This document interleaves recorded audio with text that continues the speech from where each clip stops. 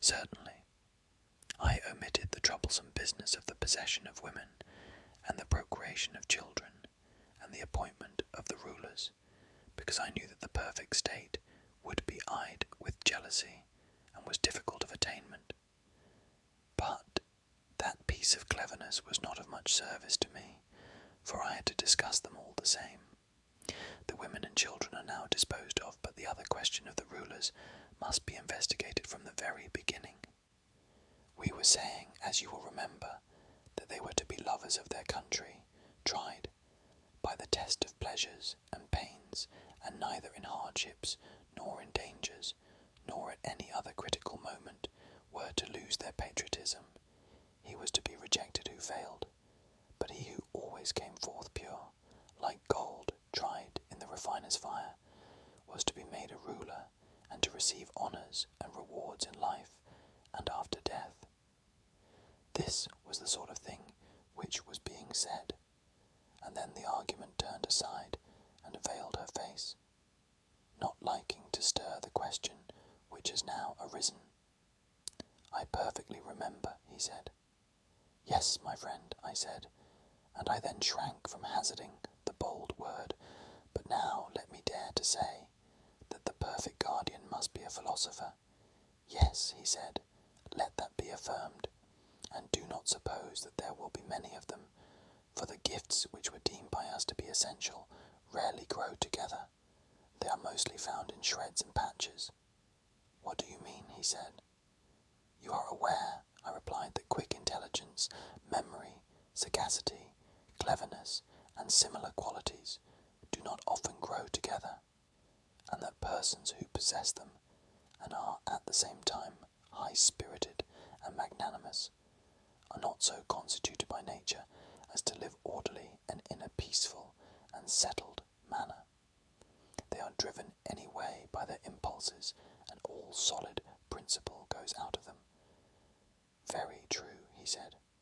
"On the other hand, those steadfast natures, which can better be depended upon, which in a battle are impregnable to fear and immovable, are equally immovable when there is anything to be learned. They are always in a torpid state, and are apt to yawn and go to sleep over any intellectual toil." "Quite true, and yet we were saying that both qualities were necessary in those to whom the higher education is to be imparted, and who are to share in any office or command." "Certainly," he said. "And will they be a class which is rarely found?" "Yes, indeed. Then the aspirant must not only be tested in those labours and dangers and pleasures which we mentioned before, but there is another kind of probation which we did not mention. He must be exercised also in many kinds of knowledge, to see whether the soul will be able to endure the highest of all, will faint under them, as in any other studies and exercises." "Yes," he said, "you are quite right in testing him, but what do you mean by the highest of all knowledge?" "You may remember," I said, "that we divided the soul into 3 parts, and distinguished the several natures of justice, temperance, courage, and wisdom." "Indeed," he said, "if I had forgotten, I should not deserve to hear more.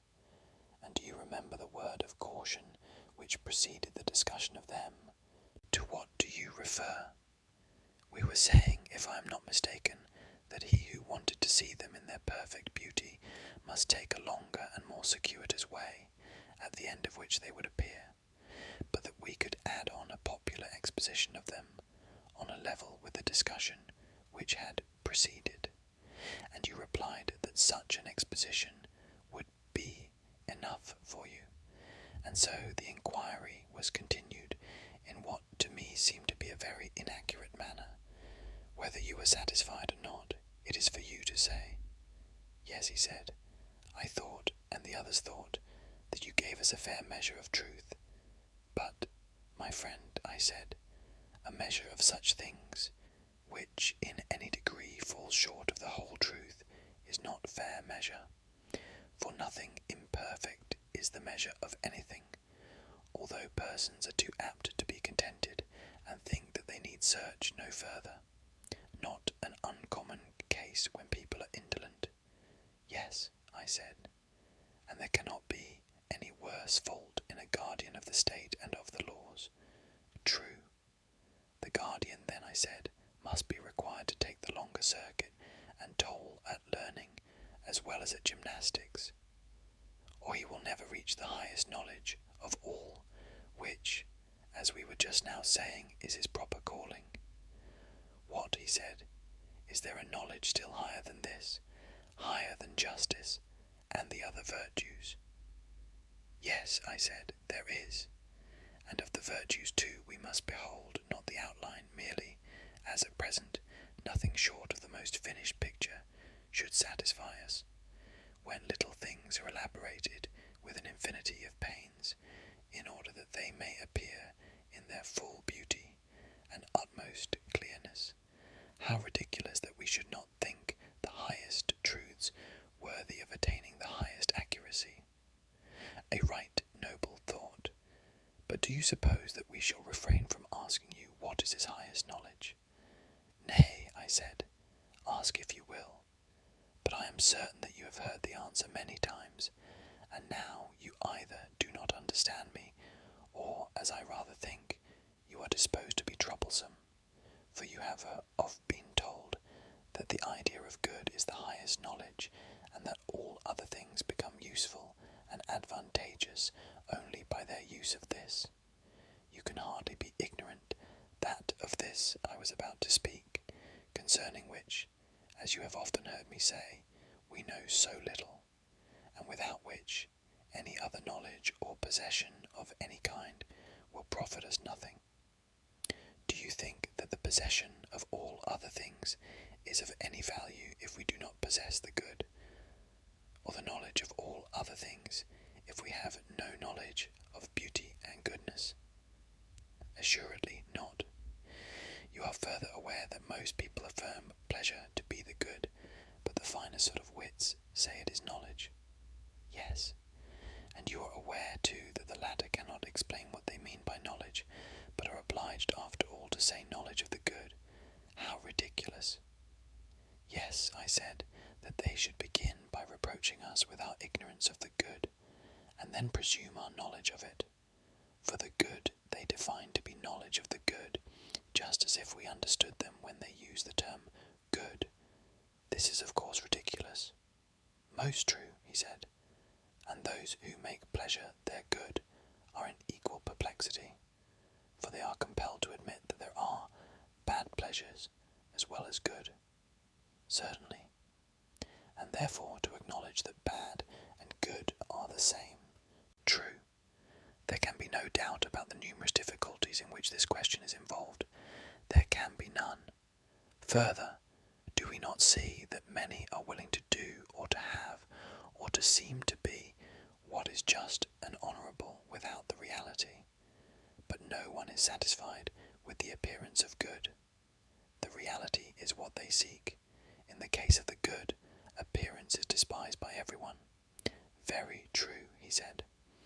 Of this, then, which every soul of man pursues and makes the end of all his actions, having a presentiment that there is such an end, and yet hesitating, because neither knowing the nature, nor having the same assurance of this as of other things, and therefore losing whatever good there is in other things, of a principle such and so great as this ought the best men in our state, to whom everything is entrusted, to be in the darkness of ignorance.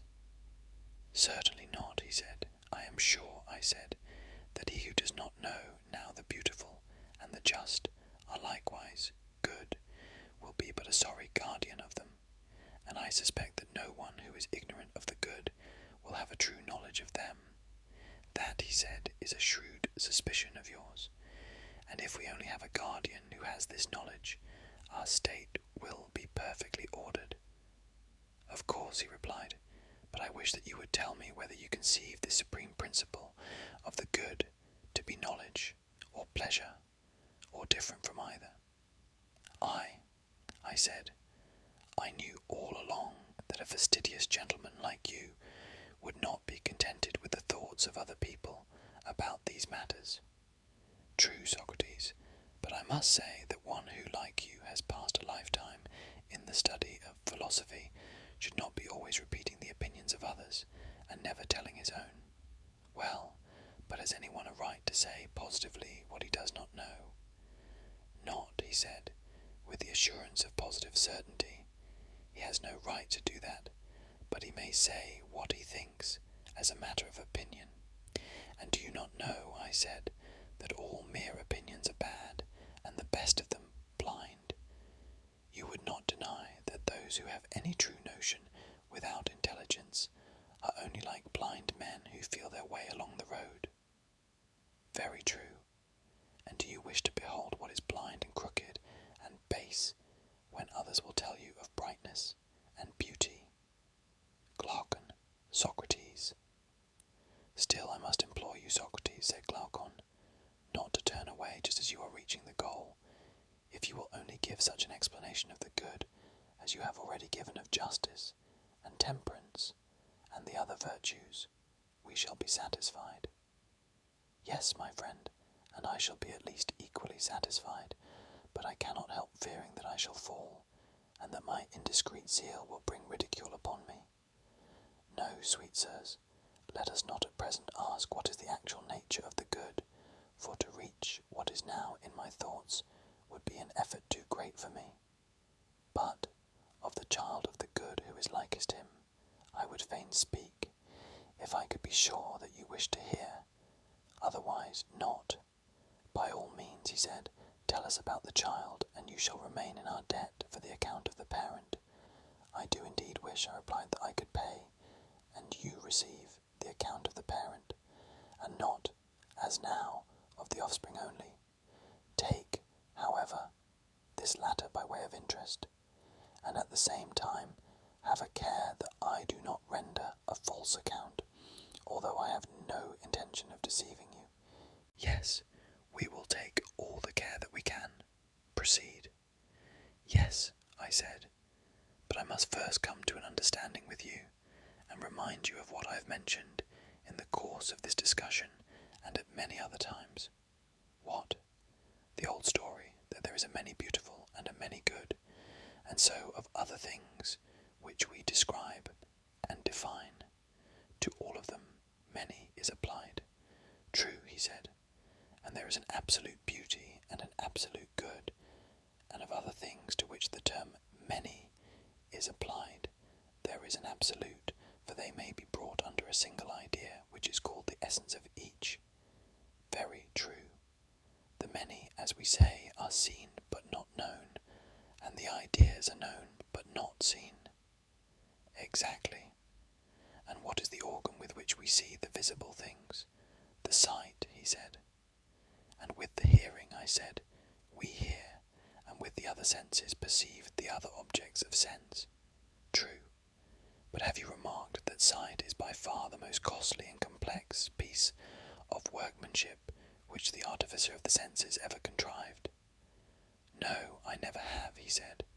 Then reflect. Has the ear or voice need of any third or additional nature in order that the one may be able to hear and the other to be heard? Nothing of the sort. No, indeed, I replied, and the same is true of most, if not all, the other senses. You would not say that any of them requires such an addition? Certainly not, but you see that without the addition of some other nature there is no seeing or being seen. How do you mean? Sight being, as I conceive, in the eyes, and he who has eyes wanting to see. Colour being also present in them. Still, unless there be a third nature, specially adapted to the purpose, the owner of the eyes will see nothing, and the colours will be invisible. Of what nature are you speaking? Of that which you term light, I replied. True, he said.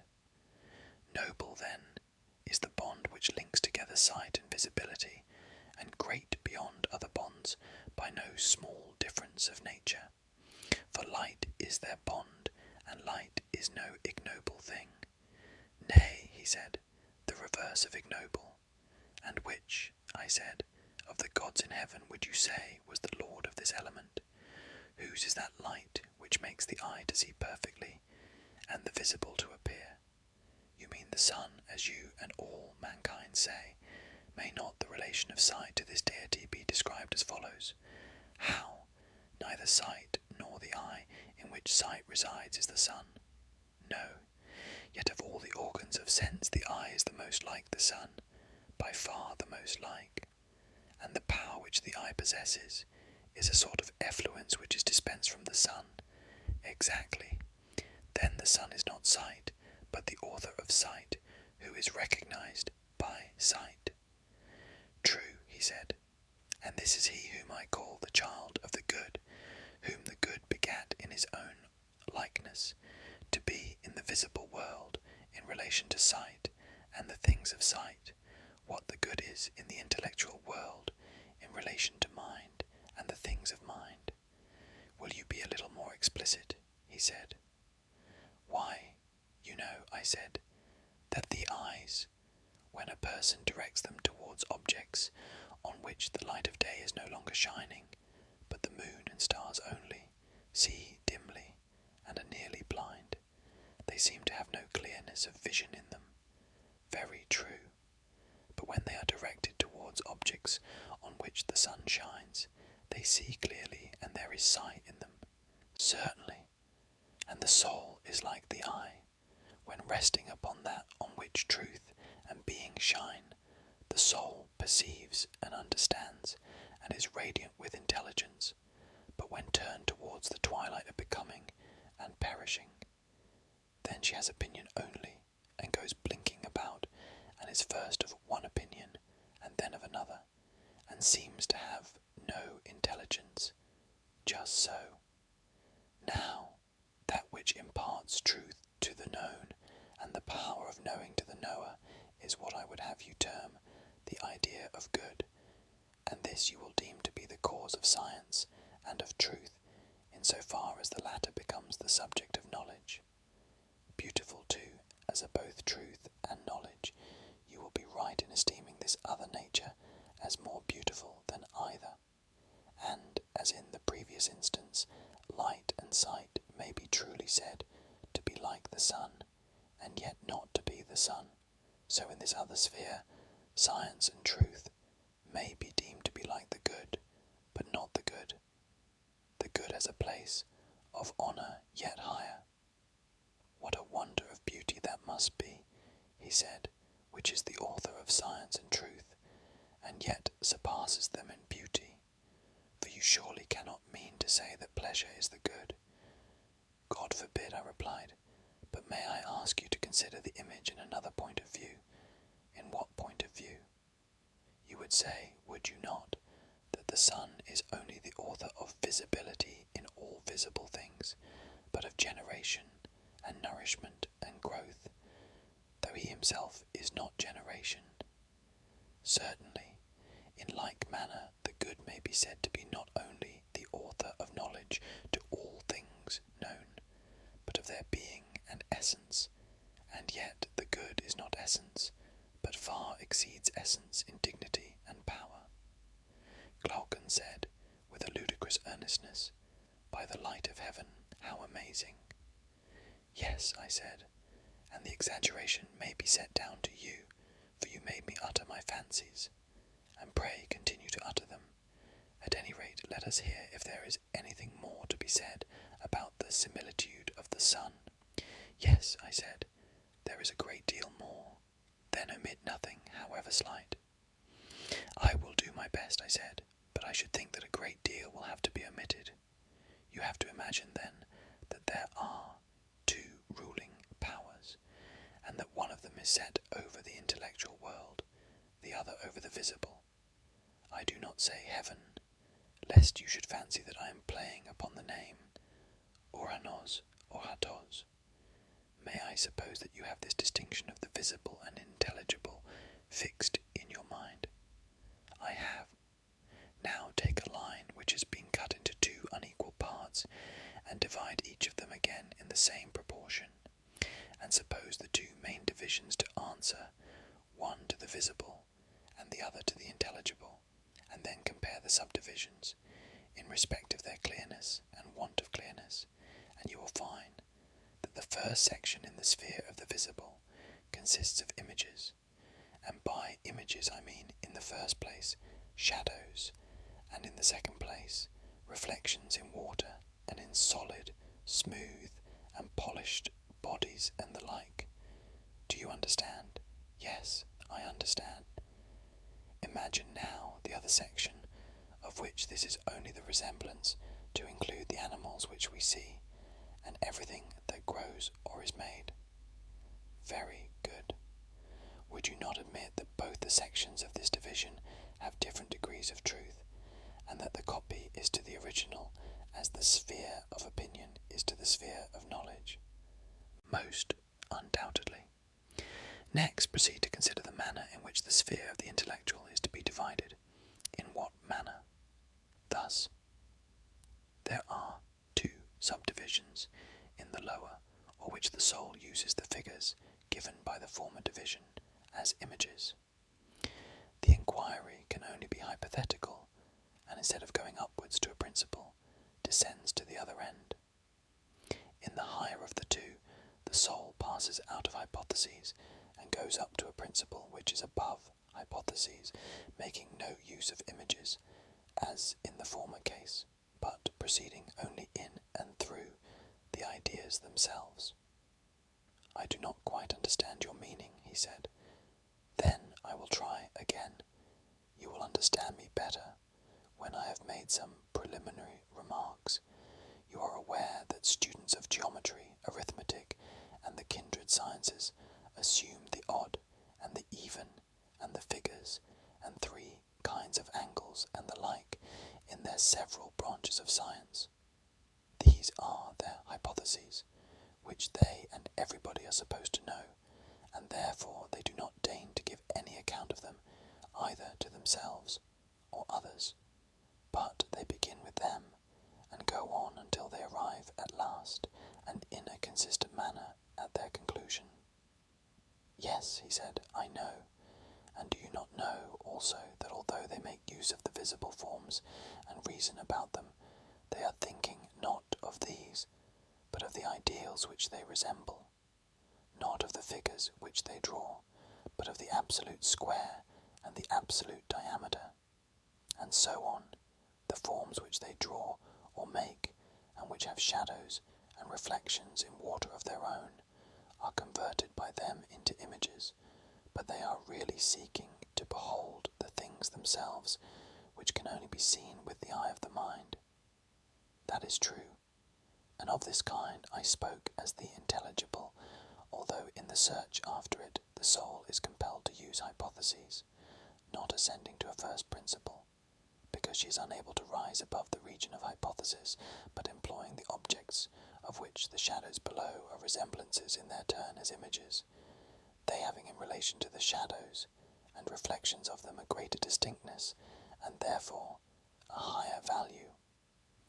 I understand, he said, that you are speaking of the province of geometry and the sister arts, and when I speak of the other division of the intelligible, you will understand me to speak of that other sort of knowledge which reason herself attains by the power of dialectic, using the hypotheses not as first principles, but only as hypotheses, that is to say, as steps and points of departure into a world which is above hypotheses, in order that she may soar beyond them to the first principle of the whole, and clinging to this and then to that which depends on this, by successive steps, she descends again, without the aid of any sensible object, from ideas through ideas, and in ideas she ends.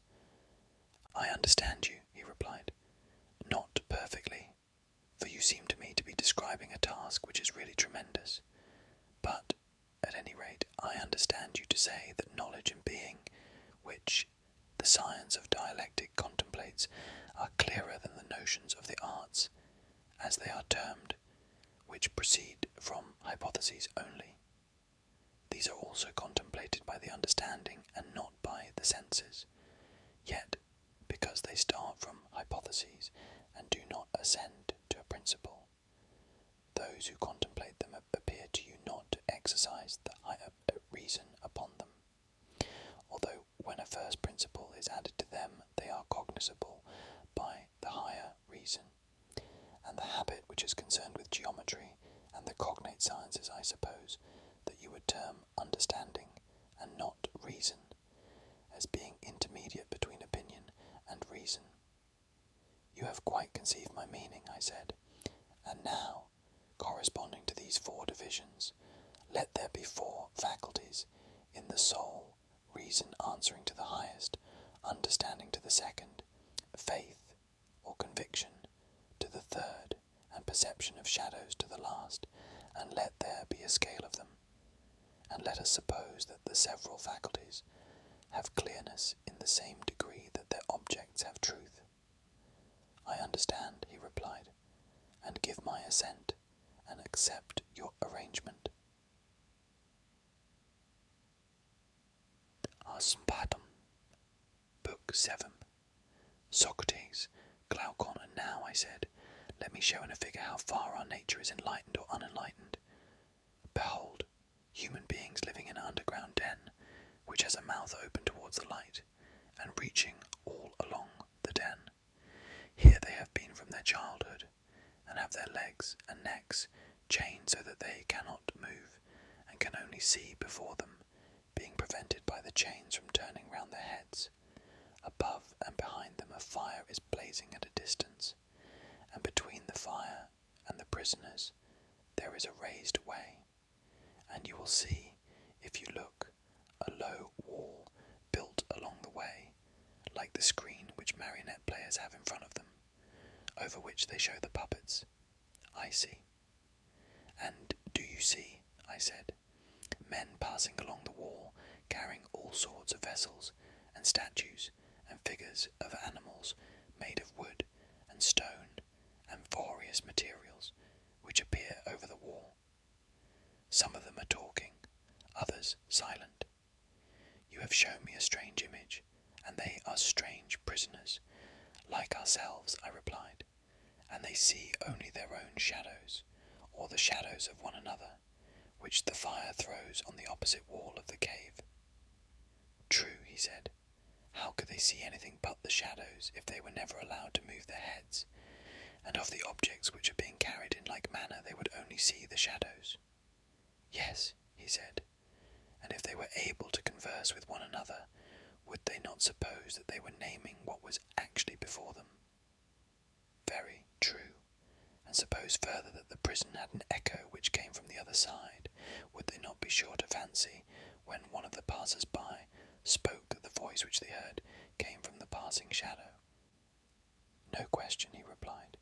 To them, I said, the truth would be literally nothing but the shadows of the images. That is certain.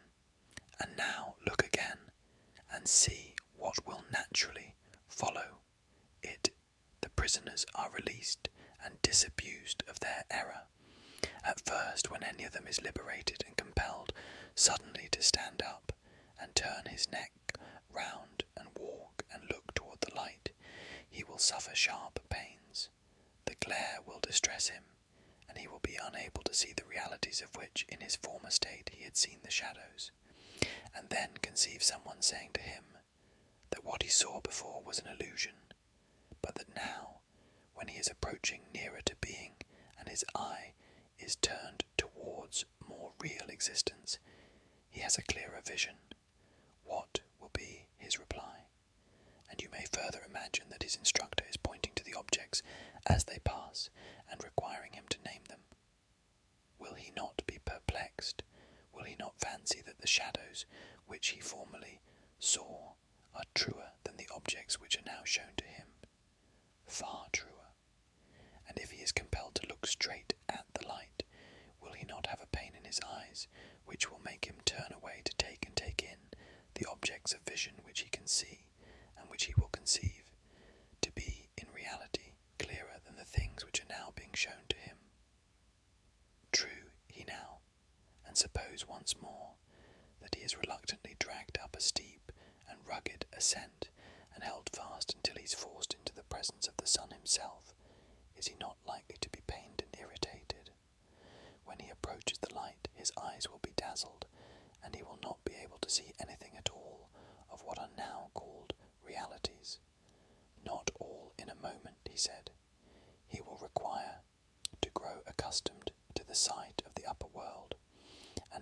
First he will see the shadows best, next the reflections of men and other objects in the water, and then the objects themselves.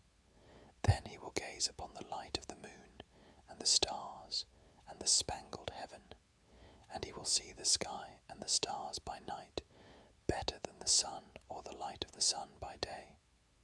Certainly, last of he will be able to see the sun, and not mere reflections of him in the water, but he will see him in his own proper place, and not in another, and he will contemplate him as he is.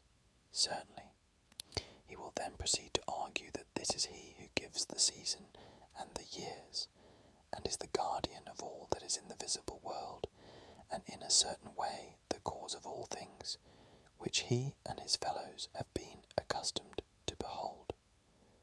Clearly, he said, he would first see the sun, and then reason about him, and when he remembered his old habitation, and the wisdom of the den, and his fellow prisoners, do you not suppose that he would felicitate himself on the change, and pity them? Certainly he would, and if they were in the habit of conferring honours among themselves on those who were quickest to observe the passing shadows, and to remark which of them went before, and which followed after, and which were together, and who were therefore best able to draw conclusions as to the future, do you think that he would care for such honours and glories, or envy the possessors of them?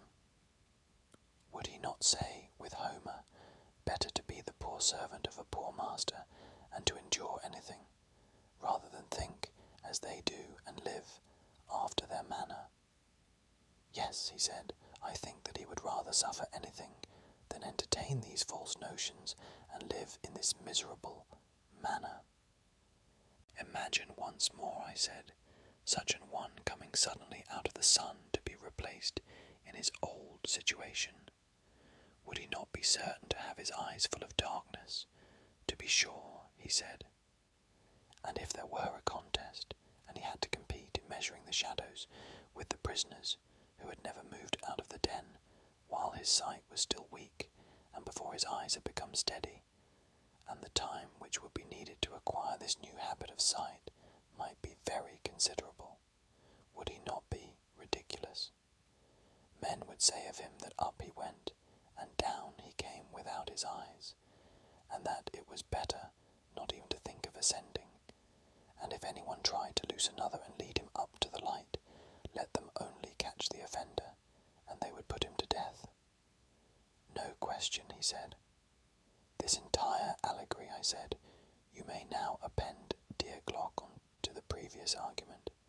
The prison house is the world of sight, the light of the fire is the sun, and you will not misapprehend me if you interpret the journey upwards to be the ascent of the soul into the intellectual world, according to my poor belief which, at your desire, I have expressed whether rightly or wrongly, God knows.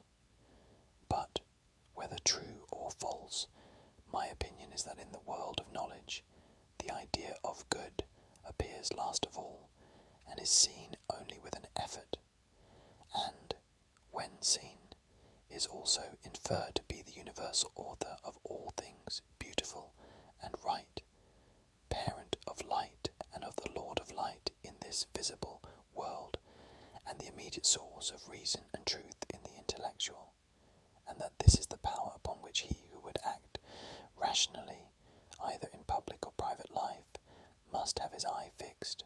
I agree, he said, as far as I am able to understand you. Moreover, I said, you must not wonder that those who attain to this beatific vision are unwilling to descend to human affairs, for their souls are ever hastening into the upper world where they desire to dwell, which desire of theirs is very natural, if our allegory may be trusted. Yes, very natural. And is there anything surprising in one who passes from divine contemplations to the evil state of man, misbehaving himself in a ridiculous manner? If, while his eyes are blinking, and before he has become accustomed to the surrounding darkness, he is compelled to fight in courts of law, or in other places, about the images or the shadows of images of justice, and is endeavouring to meet the conceptions of those who have never yet seen absolute justice. Anything but surprising, he replied.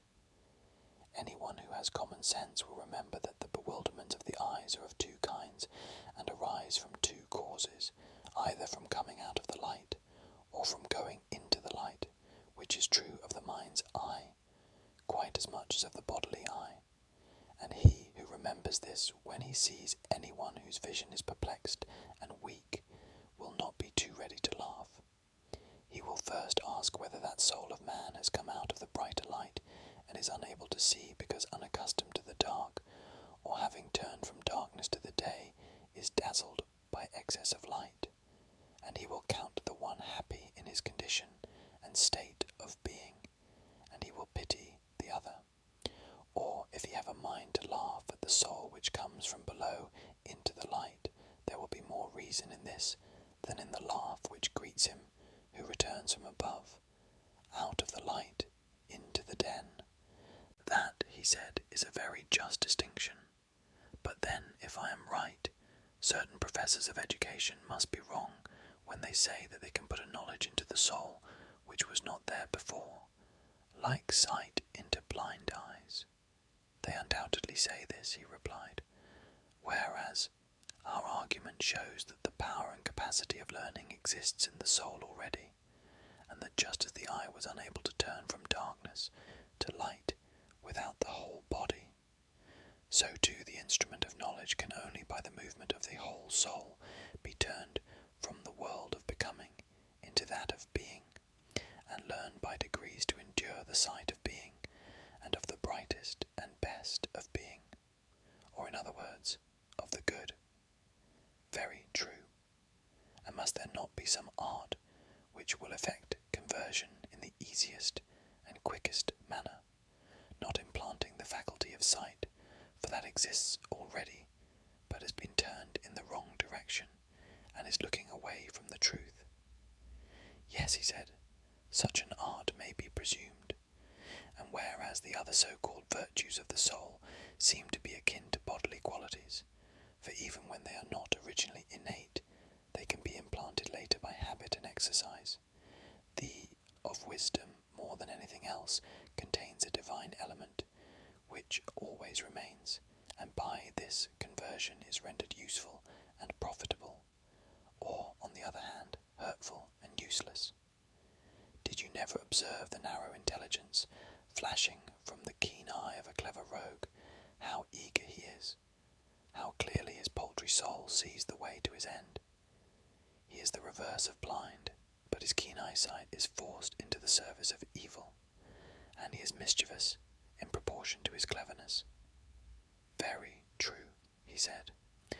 But what if there had been a circumcision of such natures in the days of their youth, and they had been severed from those sensual pleasures, such as eating and drinking, which, like leaden weights, were attached to them at their birth, and which drag them down and turn the vision of their souls upon the things that are below?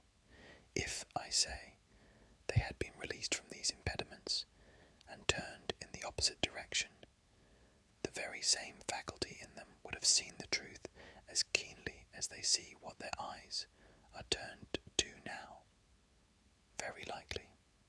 Yes, I said, and there is another thing which is likely, or rather a necessary inference from what has preceded, that neither the uneducated and uninformed of the truth, nor yet those who never make an end of their education, will be able ministers of state, not the former, because they have no single aim of duty which is the rule of all their actions, private as well as public, nor the latter, because they will not act at all except upon compulsion, fancying that they are already dwelling apart in the islands of the blessed.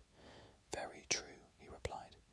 Then, I said, the business of us who are the founders of the state will be to compel the best minds to attain that knowledge which we have already shown to be the greatest of all. They must continue to ascend until they arrive at the good, but when they have ascended and seen enough, we must not allow them to do as they do now. What do you mean? I mean that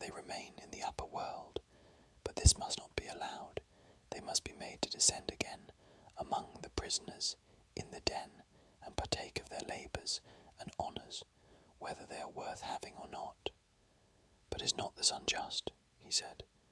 Ought we to give them a worse life, when they might have a better? You have again forgotten, my friend, I said, the intention of the legislator, who did not aim at making any one class in the state happy above the rest. The happiness was to be in the whole state, and he held the citizens together by persuasion and necessity, making them benefactors of the state, and therefore benefactors of one another. To this end he created them, not to please themselves, but to be his instruments in binding up the state. True, he said, I had forgotten. Observe, Glaucon, that there will be no injustice in compelling our philosophers to have a care and providence of others. We shall explain to them that in other states men of their class are not obliged to share in the toils of politics, and this is reasonable, for they grow up at their own sweet will, and the government would rather not have them. Being self-taught, they cannot be expected to show any gratitude for a culture which they have never received. But we have brought you into the world to be rulers of the hive, kings of yourselves and of the other citizens, and have educated you far better and more perfectly than they have been educated, and you are better able to share in the double duty. Wherefore each of you, when his turn comes, must go down to the general underground abode and get the habit of seeing in the dark. When you have acquired the habit, you will see 10,000 times better than the inhabitants of the den, and you will know what the several images are and what they represent, because you have seen the beautiful and just and good in their truth. And thus our state, which is also yours, will be a reality and not a dream only, and will be administered in a spirit unlike that of other states, in which men fight with one another about shadows only and are distracted in the struggle for power, which in their eyes is a great good. Whereas the truth is that the state in which the rulers are most reluctant to govern is always the best and most quietly governed, and the state in which they are most eager the worst. Quite true, he replied. And will our pupils, when they hear this, refuse to take their turn at the toils of state, when they are allowed to spend the greater part of their time with one another in the heavenly light? Impossible, he answered, for they are just men, and the commands which we impose upon them are just. There can be no doubt that every one of them will take office as a stern necessity, and not after the fashion of our present rulers of state. Yes, my friend, I said, and there lies the point. You must contrive for your future rulers another and a better life than that of a ruler, and then you may have a well-ordered state. For only in the state which offers this will they rule who are truly rich, not in silver and gold, but in virtue and wisdom, which are the true blessings of life. Whereas if they go to the administration of public affairs, poor and hungering after their own private advantage, thinking that hence they are to snatch the chief good, order there can never be, for they will be fighting about office, and the civil and domestic broils which thus arise will be the ruin of the rulers themselves and of the whole state. Most true, he replied, and the only life which looks down upon the life of political ambition is that of true philosophy. Do you know of any other? Indeed I do not, he said, and those who govern ought not to be lovers of the task, for if they are, there will be rival lovers, and they will fight. No question. Who then are those whom we shall compel to be guardians? Surely they will be the men who are wisest about affairs of state, and by whom the state is best administered, and who at the same time have other honours, and another and a better life than that of politics. They are the men, and I will choose them, he replied. And now shall we consider in what way such guardians will be produced, and how they are to be brought from darkness to light, as some are said to have ascended from the world below to the gods. By all means, he replied. The process, I said, is not the turning over of an oyster shell, but the turning round of a soul, passing from a day which is little better than night to the true day of being, that is, the ascent from below, which we affirm to be true philosophy. Quite so. And should we not inquire what sort of knowledge has the power of effecting such a change? Certainly. What sort of knowledge is there which would draw the soul from becoming to being? And another consideration has just occurred to me. You will remember that our young men are to be warrior athletes. Yes, that was said. Then this new kind of knowledge must have an additional quality. What quality? Usefulness in war. Yes, if possible. There were two parts in our former scheme of education, were there not? Just so. There was gymnastic, which presided over the growth and decay of the body, and may therefore be regarded as having to do with generation and corruption. True. Then that is not the knowledge which we are seeking to discover. No. But what do you say of music, which also entered to a certain extent into our former scheme? Music, he said, as you will remember, was the counterpart of gymnastic, and trained the guardians by the influences of habit, by harmony making them harmonious, by rhythm rhythmical, but not giving them science, and the words, whether fabulous or possibly true, had kindred elements of rhythm and harmony in them. But in music there was nothing which tended to that good which you are now seeking. You are most accurate, I said, in your recollection. In music there certainly was nothing of the kind. But what branch of knowledge is there, my dear Glaucon, which is of the desired nature, since all the useful arts were reckoned mean by us?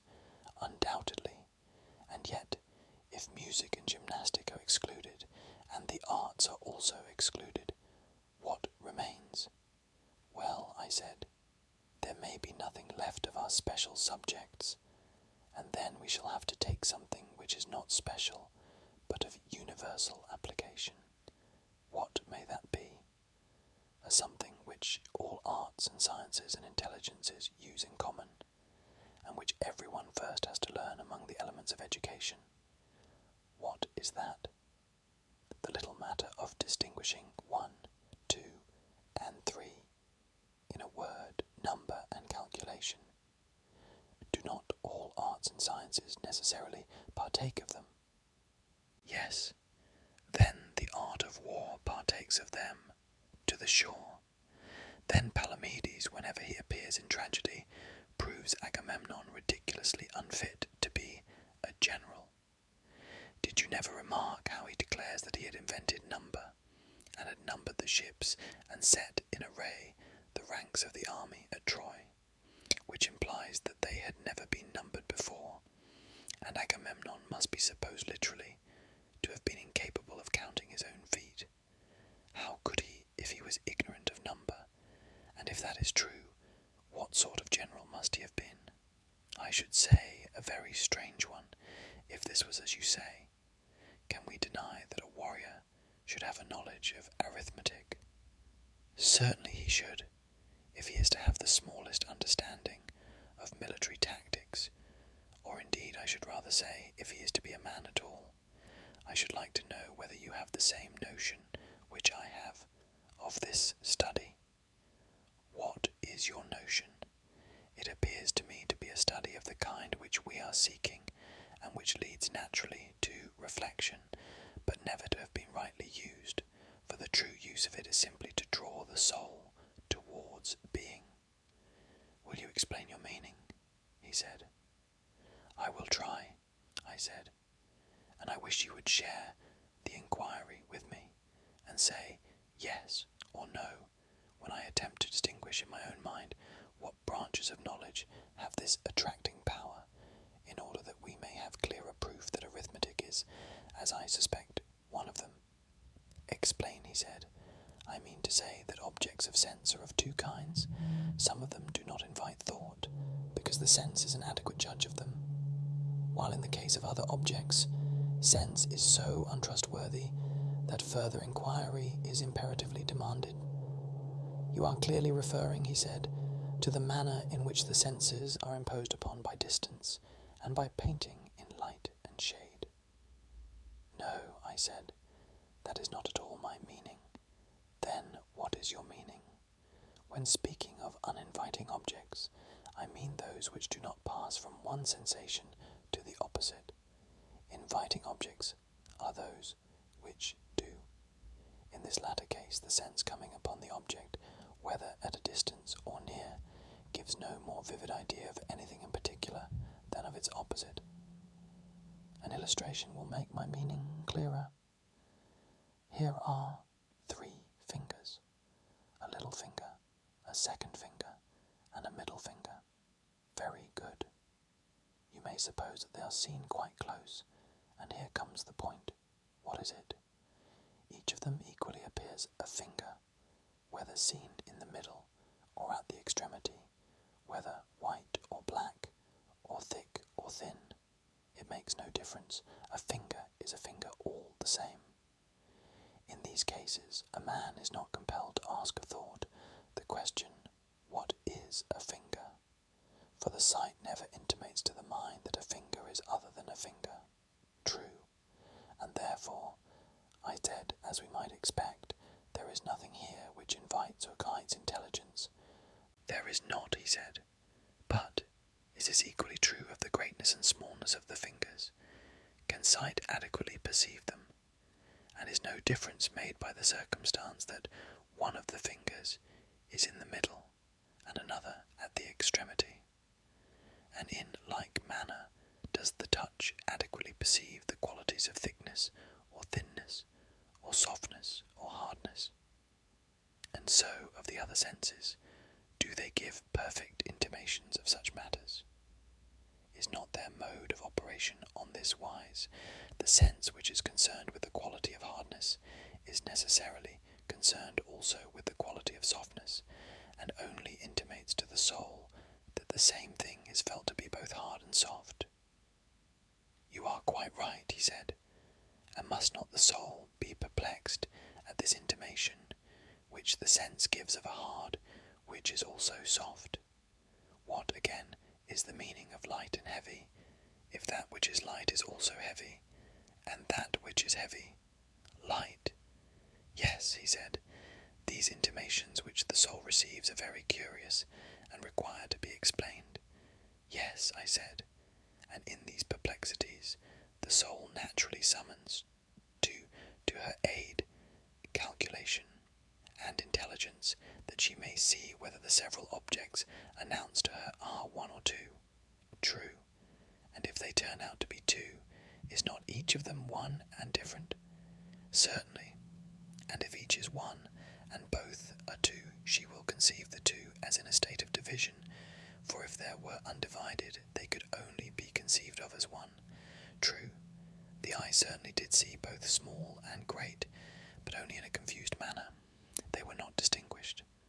Yes, whereas the thinking mind, intending to light up the chaos, was compelled to reverse the process and look at small and great as separate and not confused. Very true.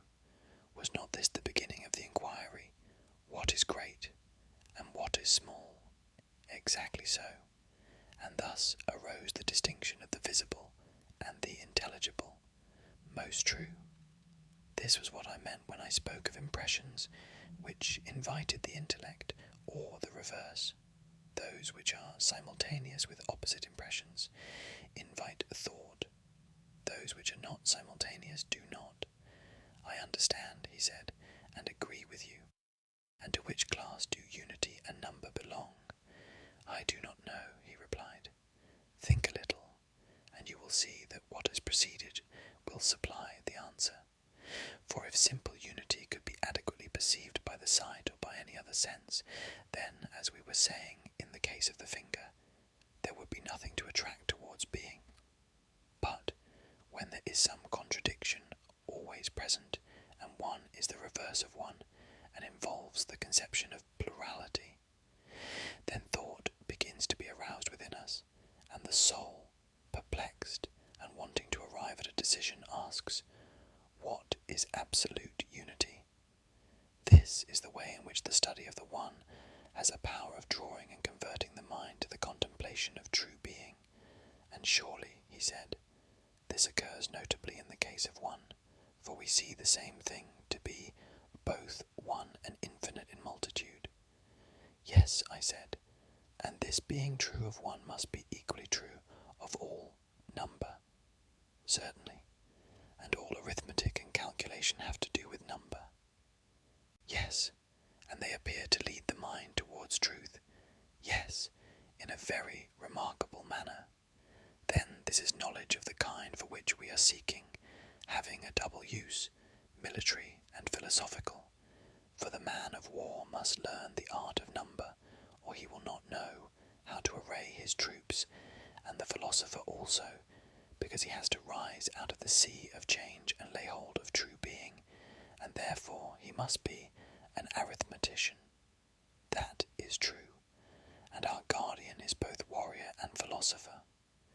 Certainly.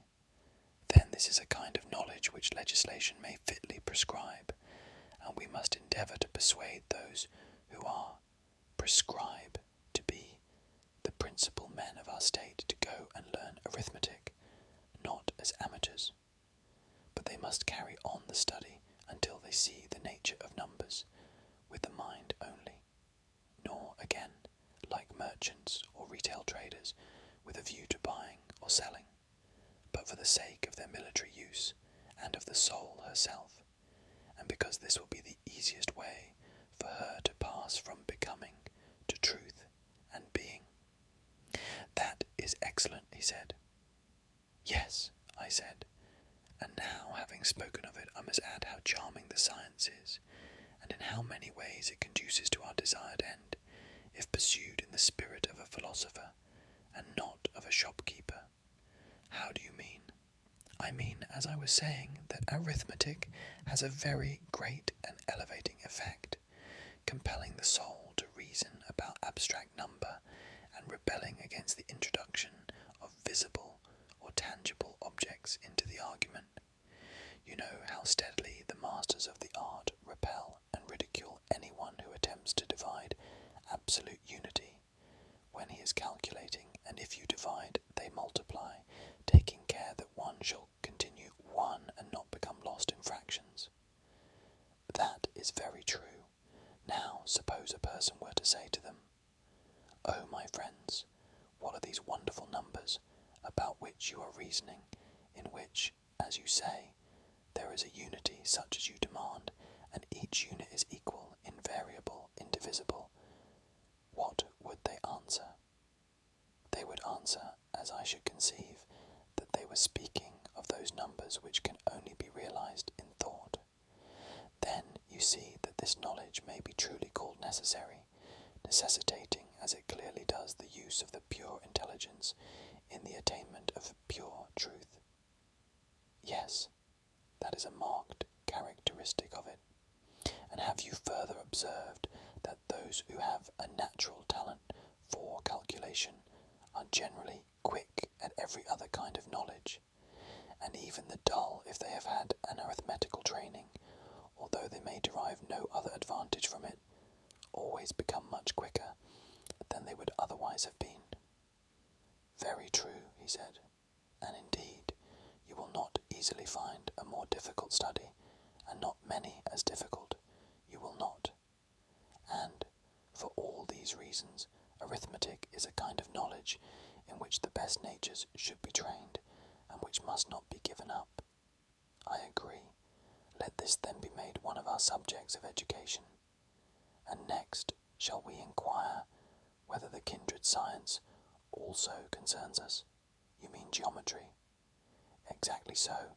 Clearly, he said, we are concerned with that part of geometry which relates to war, for in pitching a camp, or taking up a position, or closing or extending the lines of an army, or any other military manoeuvre, whether in actual battle or on a march, it will make all the difference whether a general is or is not a geometrician. Yes, I said, but for that purpose a very little of either geometry or calculation will be enough.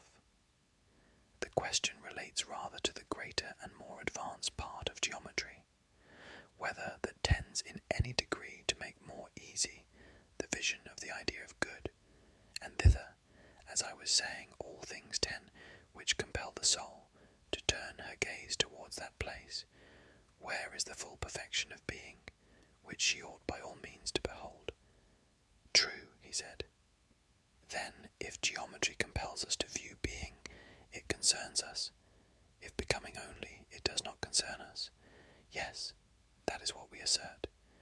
Yet anybody who has the least acquaintance with geometry will not deny that such a conception of the science is in flat contradiction to the ordinary language of geometricians. How so? They have in view practice only, and are always speaking, in a narrow and ridiculous manner, of squaring and extending, and applying, and the like. They confuse the necessities of geometry with those of daily life, whereas knowledge is the real object of the whole science. Certainly, he said, then must not a further admission be made? What admission? That the knowledge at which geometry aims is knowledge of the eternal, and not of aught perishing and transient. That, he replied, may be readily allowed, and is true.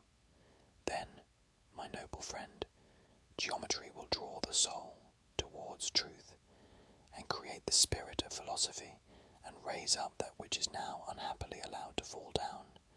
Nothing will be more likely to have such an effect. Then nothing should be more sternly laid down than that the inhabitants of your fair city should by all means learn geometry. Moreover, the science has indirect effects, which are not small. Of what kind? He said. There are the military advantages of which you spoke, I said, and in all departments of knowledge, as experience proves, anyone who has studied geometry is infinitely quicker of apprehension than one who has not. Yes, indeed, he said, there is an infinite difference between them. Then shall we propose this as a second branch of knowledge, which our youth will study? Let us do so, he replied, and suppose we make astronomy the third. What do you say? I am strongly inclined to it, he said.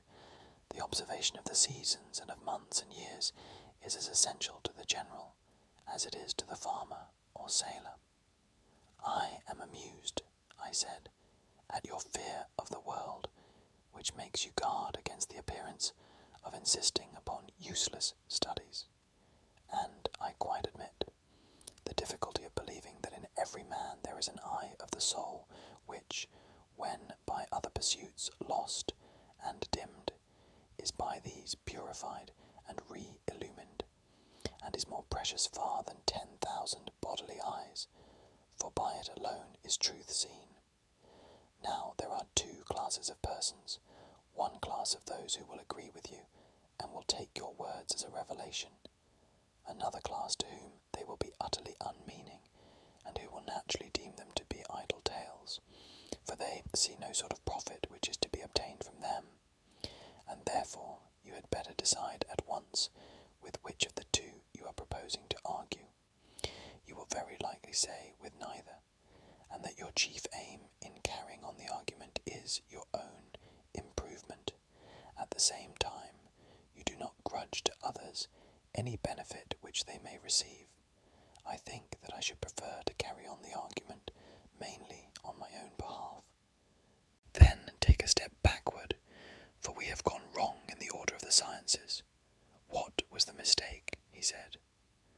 After plane geometry, I said, we proceeded at once to solids in revolution, instead of taking solids in themselves, whereas after the second dimension, the third, which is concerned with cubes and dimensions of depth, ought to have followed. That is true, Socrates, but so little seems to be known as yet about these subjects. Why, yes, I said, and for two reasons. In the first place, no government patronizes them. This leads to a want of energy in the pursuit of them, and they are difficult. In the second place, students cannot learn them unless they have a director. then a director can hardly be found, and even if he could, as matters now stand, the students, who are very conceited, would not attend to him. That, however, would be otherwise if the whole state became the director of these studies, and gave honour to them.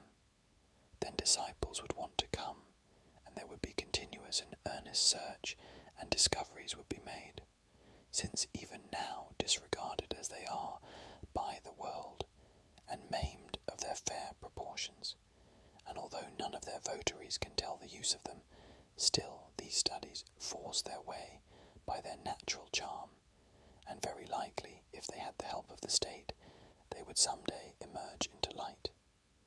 Yes, he said, there is a remarkable charm in them, but I do not clearly understand the change in the order. First you began with a geometry of plane surfaces. Yes, I said, and you placed astronomy next, and then you made a step backward. Yes, and I have delayed you by my hurry. The ludicrous state of solid geometry, which, in natural order, should have followed, made me pass over this branch and go on to astronomy, or motion of solids. True, he said. Then, assuming that the science now omitted would come into existence, if encouraged by the state, let us go on to astronomy, which will be fourth. The right order, he replied. And now, Socrates, as you rebuked the vulgar manner in which I praised astronomy before, my praise shall be given in your own spirit. For everyone, as I think, must see that astronomy compels the soul to look upwards, and leads us from this world to another. Everyone but myself, I said. To everyone else this may be clear, but not to me. And what then would you say? I should rather say that those who elevate astronomy into philosophy appear to me to make us look downwards and not upwards. What do you mean? He asked. You, I replied, have in your mind a truly sublime conception of our knowledge of the things above, and I dare say that if a person were to throw his head back and study the fretted ceiling, you would still think that his mind was the percipient and not his eyes, and you are very likely right, and I may be a simpleton, but, in my opinion, that knowledge only which is of being and of the unseen can make the soul look upwards, and whether a man gapes at the heavens, or blinks on the ground, seeking to learn some particular of sense, I would deny that he can learn, for nothing of that sort is matter of science. His soul is looking downwards, not upwards, whether his way to knowledge is by water or by land, whether he floats or only lies on his back. I acknowledge, he said, the justice of your rebuke. Still, I should like to ascertain how astronomy can be learned in any manner more conducive to that knowledge of which we are speaking. I will tell you, I said. The starry heaven which we behold is wrought upon a visible ground, and therefore, although the fairest and most perfect of visible things, must necessarily be deemed inferior far to the true motions of absolute swiftness and absolute slowness, which are relative to each other, and carry with them that which is contained in them, in the true number, and in every true figure. Now these are to be apprehended by reason and intelligence, but not by sight. True, he replied, the spangled heavens should be used as a pattern, and with a view to that higher knowledge. Their beauty is like the beauty of figures, or pictures excellently wrought by the hand of Daedalus, or some other great artist which we may chance to behold. Any geometrician who saw them would appreciate the exquisiteness of their workmanship, but he would never dream of thinking that in them he could find the true equal, or the true double, or the truth of any other proportion. No, he replied, such an idea would be ridiculous, and will not a true astronomer have the same feeling when he looks at the movements of the stars? Will he not think the heaven and the things in heaven are framed by the Creator of them in the most perfect manner? But he will never imagine that the proportions of night and day, or of both, to the month, or of the month any other things that are material and visible can also be eternal and subject to no deviation. That would be absurd, and it is equally absurd to take so much pains in investigating their exact truth. I quite agree, though I never thought of this before. Then, I said, in astronomy, as in geometry, we should employ problems, and let the heavens alone if we would approach the subject in the right way, and so make the natural gift of reason to be of any real use. That, he said, is a work infinitely beyond our present astronomers. Yes, I said, and there are many other things which must also have a similar extension given to them, if our legislation is to be of any value. But can you tell me of any other suitable study? No, he said, not without thinking. Motion, I said, has many forms, and not one only. Two of them are obvious enough even to wits no better than ours, and there are others, as I imagine, which may be left to wiser persons. But where are the two? There is a second, I said, which is the counterpart of the one already named, and what may that be? The second, I said, would seem relatively to the ears to be what the first is to the eyes, for I conceive that as the eyes are designed to look up at the stars, so are the ears to hear harmonious motions, and these are sister sciences, as the Pythagoreans say, and we, Glaucon, agree with them. Yes, he replied, but this, I said, is a laborious study, and therefore we had better go and learn of them, and they will tell us whether there are any other applications of these sciences. At the same time, we must not lose sight of our own higher object. What is that? There is a perfection which all knowledge ought to reach, and which our pupils ought also to attain, and not to fall short of, as I was saying that they did in astronomy. For in the science of harmony, as you probably know, the same thing happens. The teachers of harmony compare the sounds and consonances which are heard only, and their labour, like that of the astronomers, is in vain. Yes, by heaven, he said, and 'tis as good as a play to hear them talking about their condensed notes, as they call them. They put their ears close alongside of the strings, like persons catching a sound from their neighbour's wall, one set of them declaring that they distinguish an intermediate note, and have found the least interval, which should be the unit of measurement, the others insisting that the two sounds have passed into the same, either party setting their ears before their understanding. You mean, I said, those gentlemen who tease and torture the strings, and rack them on the pegs of the instrument, might carry on the metaphor, and speak after their manner of the blows which the plectrum gives, and make accusations against the strings, both of backwardness and forwardness to sound. But this would be tedious, and therefore I will only say that these are not the men, and that I am referring to the Pythagoreans, of whom I was just now proposing to inquire about harmony. For they too are in error, like the astronomers. They investigate the numbers of the harmonies which are heard, but they never attain to problems. That is to say, they never reach the natural harmonies of number, or reflect why some numbers are harmonious and others not. That, he said, is a thing of more than mortal knowledge. A thing, I replied, which I would rather call useful. That is, if sought after with a view to the beautiful and good, but, if pursued in any other spirit, useless. Very true, he said. Now, when all these studies reach the point of intercommunion and connection with one another, and come to be considered in their mutual affinities, then, I think, but not till then, will the pursuit of them have a value for our objects. Otherwise there is no profit in them. I suspect so, but you are speaking, Socrates, of a vast work. What do you mean? I said. The prelude or what? Do you not know that all this is but the prelude to the the actual strain which we have to learn, for you surely would not regard the skilled mathematician as a dialectician. Assuredly not, he said.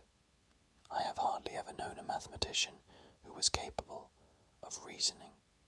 But do you imagine that men who are unable to give and take a reason will have the knowledge which we require of them? Neither can this be supposed. And so, Glaucon, I said, we have at last arrived at the hymn of dialectic. This is that strain which is of the intellect only, but which the faculty of sight will nevertheless be found to imitate. For sight, as you may remember, was imagined by us after a while to behold the real animals and stars, and last of all the sun himself. And so with dialectic, when a person starts on the discovery of the absolute by the light of reason only, and without any assistance of sense, and perseveres, until by pure intelligence he arrives at the perception of the absolute good, he at last finds himself at the end of the intellectual world, as in the case of sight at the end of the visible. Exactly, he said. Then this is the progress which you call dialectic. True, but the release of the prisoners from chains, and their translation from the shadows to the images and to the light, and the ascent from the underground den to the sun, while in his presence they are vainly trying to look on animals and plants and the light of the sun, but are able to perceive, even with their weak eyes, the images in the water, which are divine, and are the shadows of true existence, not shadows of images cast by a light of fire, which compared with the sun is only an image. This power of elevating the highest principle in the soul to the contemplation of that which is best in existence, with which we may compare the raising of that faculty which is the very light of the body to the sight of that which is brightest in the material and visible world. This power is given, as I was saying, by all that study and pursuit of the arts which has been described. I agree in what you are saying, he replied, which may be hard to believe, yet, from another point of view, is harder still to deny. This, however, is not a theme to be treated of in passing only, but will have to be discussed again and again. And so, whether our conclusion be true or false, let us assume all this, and proceed at once from the prelude or preamble to the chief strain, and describe that in like manner. Say then, what is the nature, and what are the divisions of dialectic, and what are the paths which lead thither? For these paths will also lead to our final rest. Dear Glaucon, I said, you will not be able to follow me here, though I would do my best, and you should behold not an image only, but the absolute truth, according to my notion. Whether what I told you would or would not have been a reality, I cannot venture to say, but you would have seen something like reality. Of that I am confident. Doubtless, he replied, but I must also remind you that the power of dialectic alone can reveal this, and only to one who is a disciple of the previous sciences. Of that assertion you may be as confident as of the last, and assuredly no one will argue that there is any other method of comprehending by any regular process all true existence, or of ascertaining what each thing is in its own nature. For the arts in general are concerned with the desires or opinions of men, or are cultivated with a view to production and construction, or for the preservation of such productions and constructions. And as to the mathematical sciences which, as we were saying, have some apprehension of true being, geometry and the like, they only dream about being, but never can they behold the waking reality, so long as they leave the hypotheses which they use unexamined, and are unable to give an account of them. For when a man knows not his own first principle, and when the conclusion and intermediate steps are also constructed out of, he knows not what, How can he imagine that such a fabric of convention can ever become science? Impossible, he said. Then dialectic, and dialectic alone, goes directly to the first principle, and is the only science which does away with hypotheses in order to make her ground secure. The eye of the soul, which is literally buried in an outlandish slough, is by her gentle aid lifted upwards, and she uses as handmaids and helpers in the work of conversion the sciences which we have been discussing. Custom terms them sciences, but they ought to have some other name, implying greater clearness than opinion and less clearness than science. And this, in our previous sketch, was called understanding. But why should we dispute about names when we have realities of such importance to consider? Why, indeed, he said, when any name will do which expresses the thought of the mind with clearness. At any rate, we are satisfied, as before, to have 4 divisions, 2 for intellect and 2 for opinion, and to call the first division science, the second understanding, the third belief, and the fourth perception of shadows, opinion being concerned with becoming, and intellect with being, and so to make a proportion. As being is to becoming, so is pure intellect to opinion, and as intellect is to opinion, so is science to belief, and understanding to the perception of shadows. But let us defer the further correlation and subdivision of the subjects of opinion and of intellect, for it will be a long inquiry, many times longer than this has been. As far as I understand, he said, I agree. And do you also agree, I said, in describing the dialectician as one who attains a conception of the essence of each thing? And he who does not possess, and is therefore unable to impart this conception, in whatever degree he fails, may in that degree also be said to fail in intelligence. Will you admit so much? Yes, he said. How can I deny it? And you would say the same of the conception of the good. Until the person is able to abstract and define rationally the idea of good, and unless he can run the gauntlet of all objections, and is ready to disprove them, not by appeals to opinion, but to absolute truth, never faltering at any step of the argument, unless he can do all this, you would say that he knows neither the idea of good nor any other good. He apprehends only a shadow, if anything at all, which is given by opinion and not by science, dreaming and slumbering in this life. Before he is well awake here, he arrives at the world below, and has his final quietus. In all that I should most certainly agree with you, and surely you would not have the children of your ideal state, whom you are nurturing and educating, if the ideal ever becomes a reality. You would not allow the future rulers to be like posts, having no reason in them, and yet to be set in authority over the highest matters. Certainly not. Then you will make a law that they shall have such an education as will enable them to attain the greatest skill in asking and answering questions. Yes, he said, you and I together will make it. Dialectic, then, as you will agree, is the coping stone of the sciences, and is set over them. No other science can be placed higher. The nature of knowledge can no further go. I agree, he said, but to whom we are to assign these studies, and in what way they are to be assigned, are questions which remain to be considered.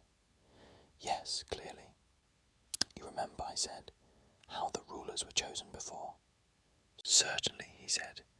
The same natures must still be chosen, and the preference again given to the surest and the bravest, and, if possible, to the fairest, and having noble and generous tempers, they should also have the natural gifts, which will facilitate their education.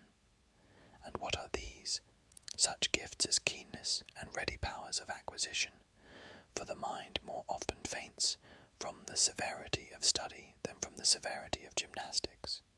The toil is more entirely the mind's own, and is not shared with the body. Very true, he replied. Further, he of whom we are in search should have a good memory, and be an unwearied, solid man who is a lover of labour in any line, or he will never be able to endure the great amount of bodily exercise, and to go through all the intellectual discipline and study which we require of him. Certainly, he said, he must have natural gifts. The mistake at present is that those who study philosophy have no vocation, and this, as I was before saying, is the reason why she has fallen into disrepute. Her true sons should take her by the hand, and not bastards. What do you mean? In the first place, her votary should not have a lame or halting industry. I mean that he should not be half industrious and half idle.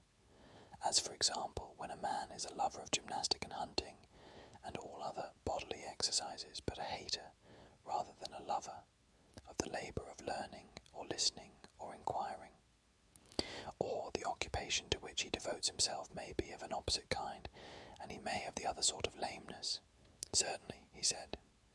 And as to truth, I said, is not a soul equally to be deemed halt and lame, which hates voluntary falsehood, and is extremely indignant at herself and others when they tell lies, but is patient of involuntary falsehood, and does not mind wallowing like a swinish beast in the mire of ignorance, and has no shame at being detected.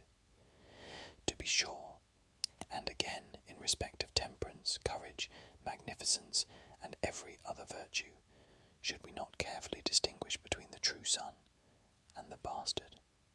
For where there is no discernment of such qualities, states and individuals unconsciously err, and the state makes a ruler and the individual a friend of one who, being defective in some part of virtue, is in a figure lame or a bastard. That is very true, he said.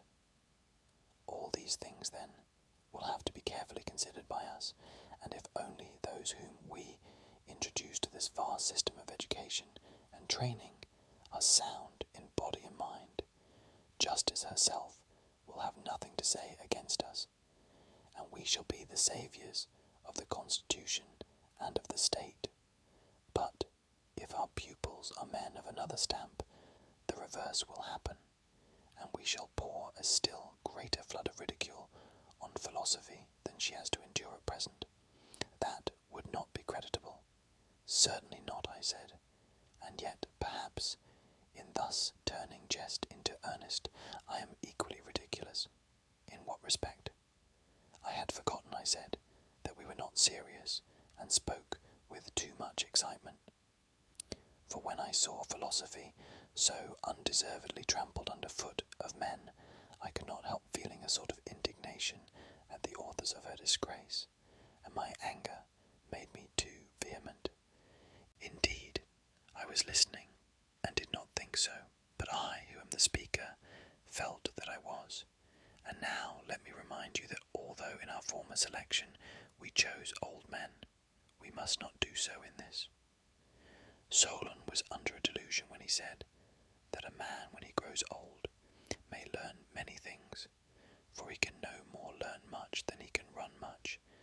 Youth is the time for any extraordinary toil, of course, and therefore calculation and geometry and all the other elements of instruction, which are a preparation for dialectic, should be presented to the mind in childhood.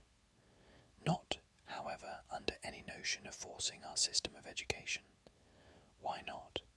Because a freeman ought not to be a slave in the acquisition of knowledge of any kind. Bodily exercise, when compulsory, does no harm to the body, but knowledge which is acquired under compulsion obtains no hold on the mind. Very true. Then, my good friend, I said, do not use compulsion, but let early education be a sort of amusement. You will then be better able to find out the natural bent. That is a very rational notion, he said. Do you remember that the children, too, were to be taken to see the battle on horseback, and that if there were no danger they were to be brought close up and, like young hounds, have a taste of blood given them? Yes, I remember. The same practice may be followed, I said, in all these things.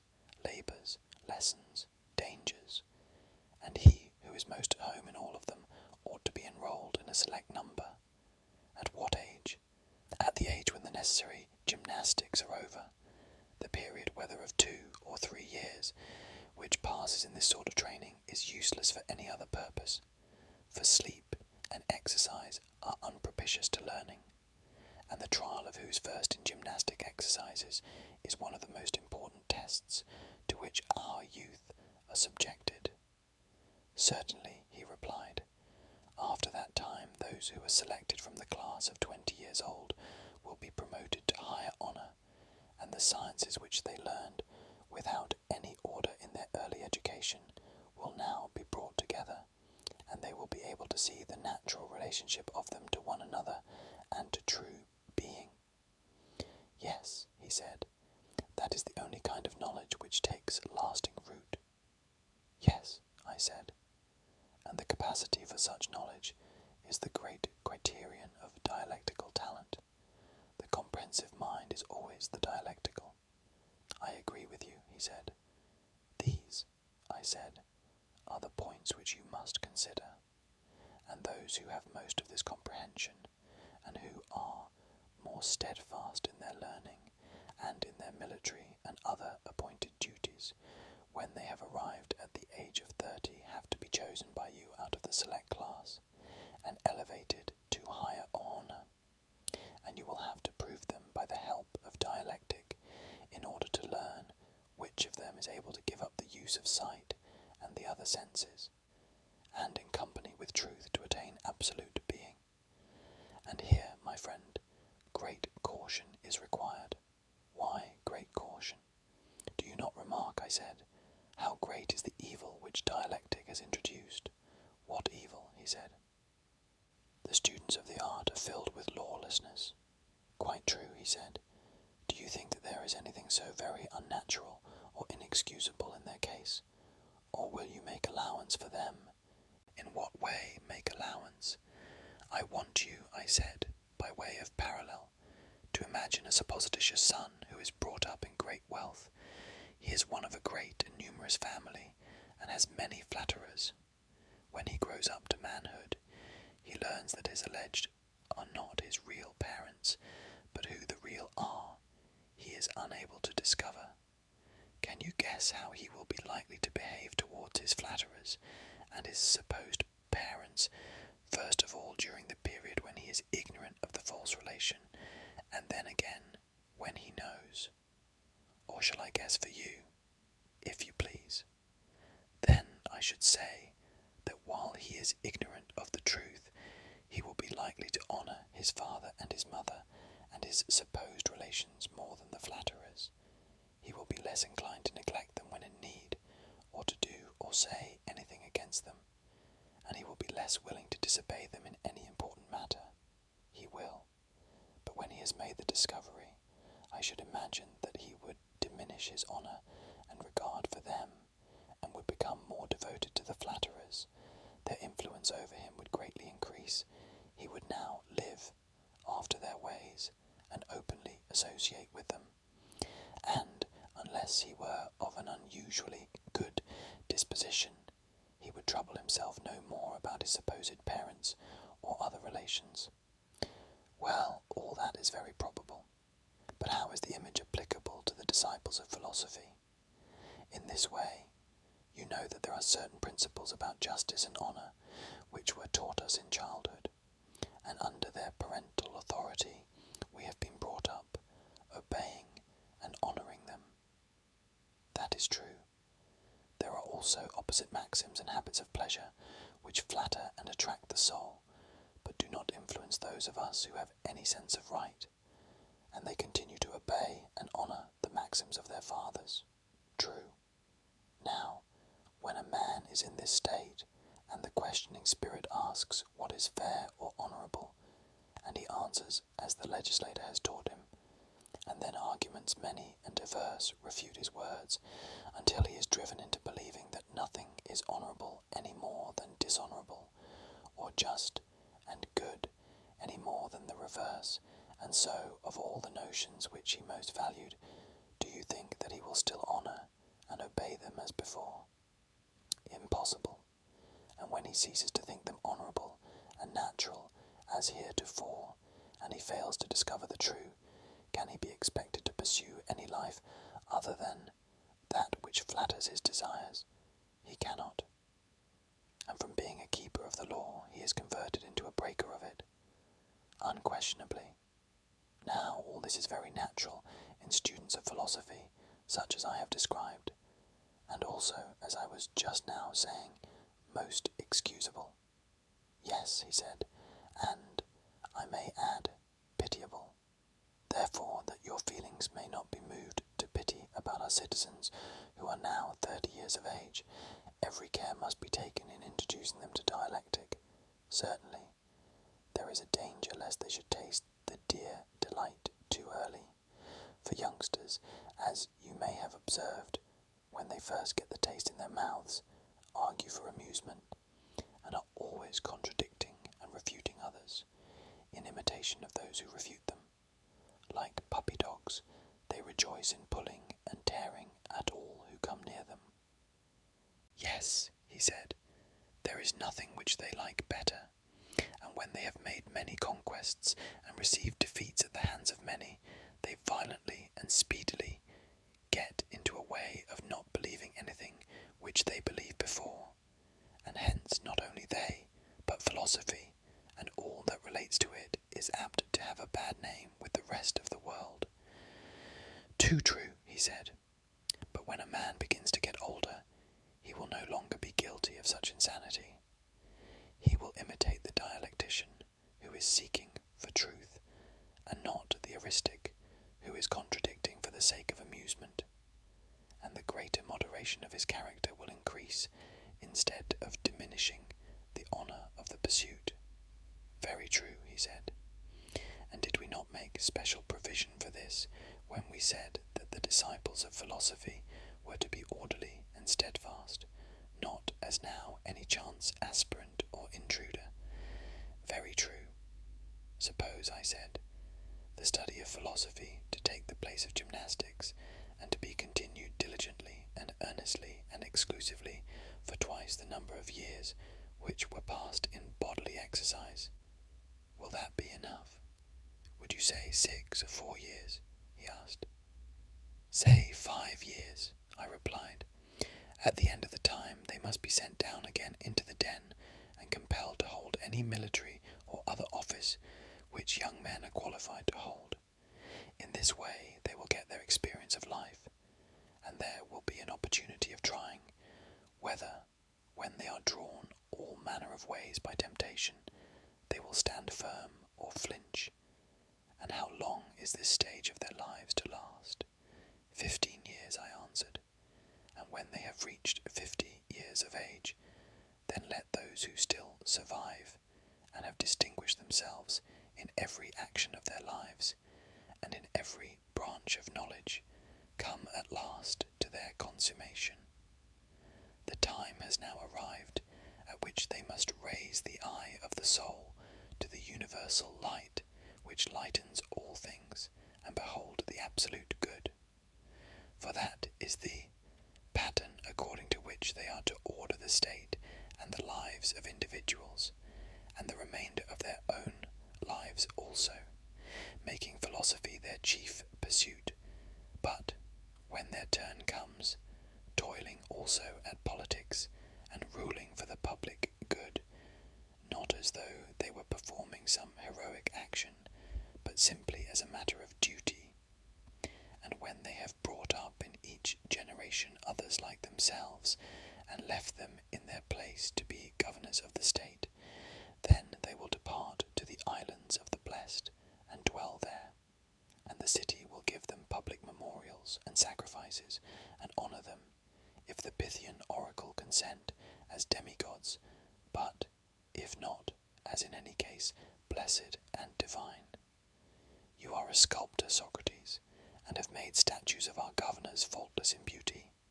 Yes, I said, Glaucon, and of our governesses too, for you must not suppose that what I have been saying applies to men only, and not to women, as far as their natures can go. There you are right, he said, since we have made them to share in all things like the men. Well, I said, and you would agree, would you not, that what has has been said about the state and the government is not a mere dream, and although difficult, not impossible, but only possible in the way which has been supposed.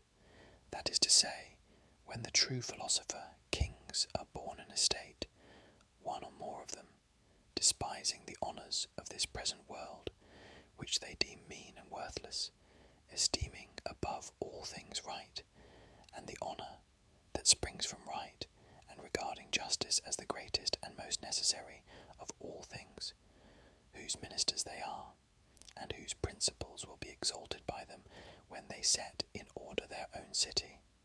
How will they proceed? They will begin by sending out into the country all the inhabitants of the city who are more than 10 years old, and will take possession of their children, who will be unaffected by the habits of their parents. These they will train in their own habits and laws, I mean in the laws which we have given them, and in this way the state and constitution of which we were speaking will soonest and most easily attain happiness, and the nation which has such a constitution will gain most. Yes, that will be the best way, and I think, Socrates, that you have very well described how, if ever, such a constitution might come into being. Enough then of the perfect state, and of the man who bears its image. There is no difficulty in seeing how we shall describe him. There is no difficulty, he replied, and I agree with you in thinking that nothing more need be said.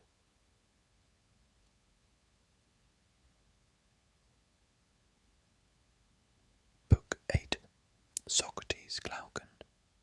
And so, Glaucon, we have arrived at the conclusion that in the perfect state wives and children are to be in common, and that all education and the pursuits of war and peace are also to be common, and the best philosophers and the bravest warriors are to be their kings. That, replied Glaucon, has been acknowledged. Yes, I said, and we have further acknowledged that the governors, when appointed themselves, will take their soldiers and place them in houses such as we were describing, which are common to all and contain nothing private or individual. And about their property, you remember what we agreed? Yes, I remember that no one was to have any of the ordinary possessions of mankind. They were to be warrior athletes and guardians, receiving from the other citizens, in lieu of annual payment, only their maintenance, and they were to take care of themselves and of the whole state. True, I said, and now that this division of our task is concluded, let us find the point at which we digressed, that we may return into the old path. There is no difficulty in returning. You implied, then as now, that you had finished the description of the state. You said that such a state was good, and that the man was good who answered to it, although, as now appears, you had more excellent things to relate both of state and man. And you said further, that if this was the true form, then the others were false, and of the false forms you said, as I remember, that there were 4 principal ones, and that their defects, and the defects of the individuals corresponding to them, were worth examining. When we had seen all the individuals, and finally agreed as to who was the best, and who was the worst of them, we were to consider whether the best was not also the happiest, and the worst the most miserable. I asked you what were the 4 forms of government of which you spoke, and then Polemarchus and Adeimantus put in their word, and you began again, and have found your way to the point at which we have now arrived. Your recollection, I said, is most exact. Then, like a wrestler, he replied, you must put yourself again in the same position, and let me ask the same questions, and do you give me the same answer which you were about to give me then? Yes, if I can, I will, I said. I shall particularly wish to hear what were the 4 constitutions of which you were speaking. That question, I said, is easily answered. The 4 governments of which I spoke, so far as they have distinct names, are, first, those of Crete and Sparta, which are generally applauded. What is termed oligarchy comes next. This is not equally approved, and is a form of government which teems with evils. Thirdly, democracy. democracy, which naturally follows oligarchy, although very different. And lastly comes tyranny, great and famous, which differs from them all, and is the fourth and worst disorder of a state.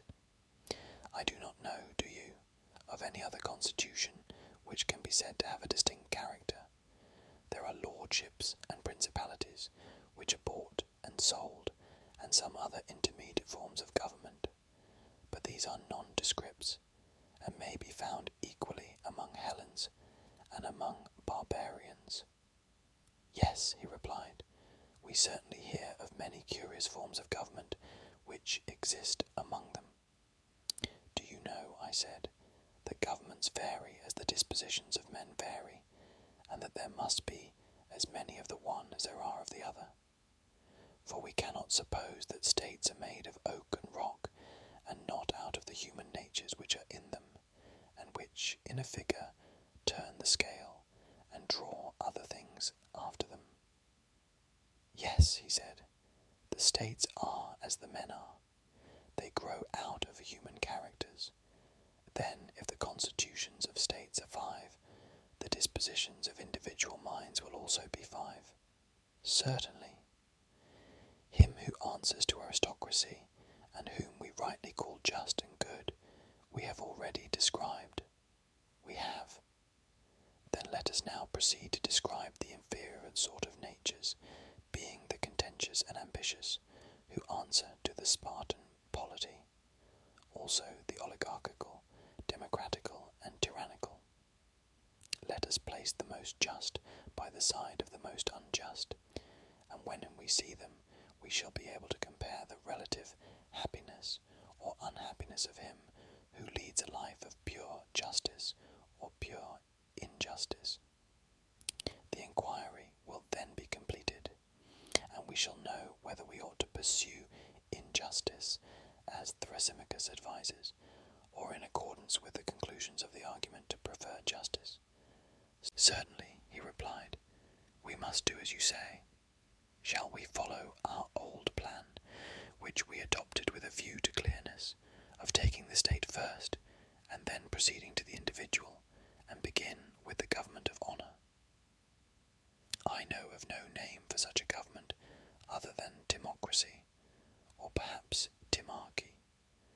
We will compare with this the like character in the individual, and after that consider oligarchical man, and then again we will turn our attention to democracy and the democratical man, and lastly we will go and view the city of tyranny, and once more take a look into the tyrant's soul, and try to arrive at a satisfactory decision.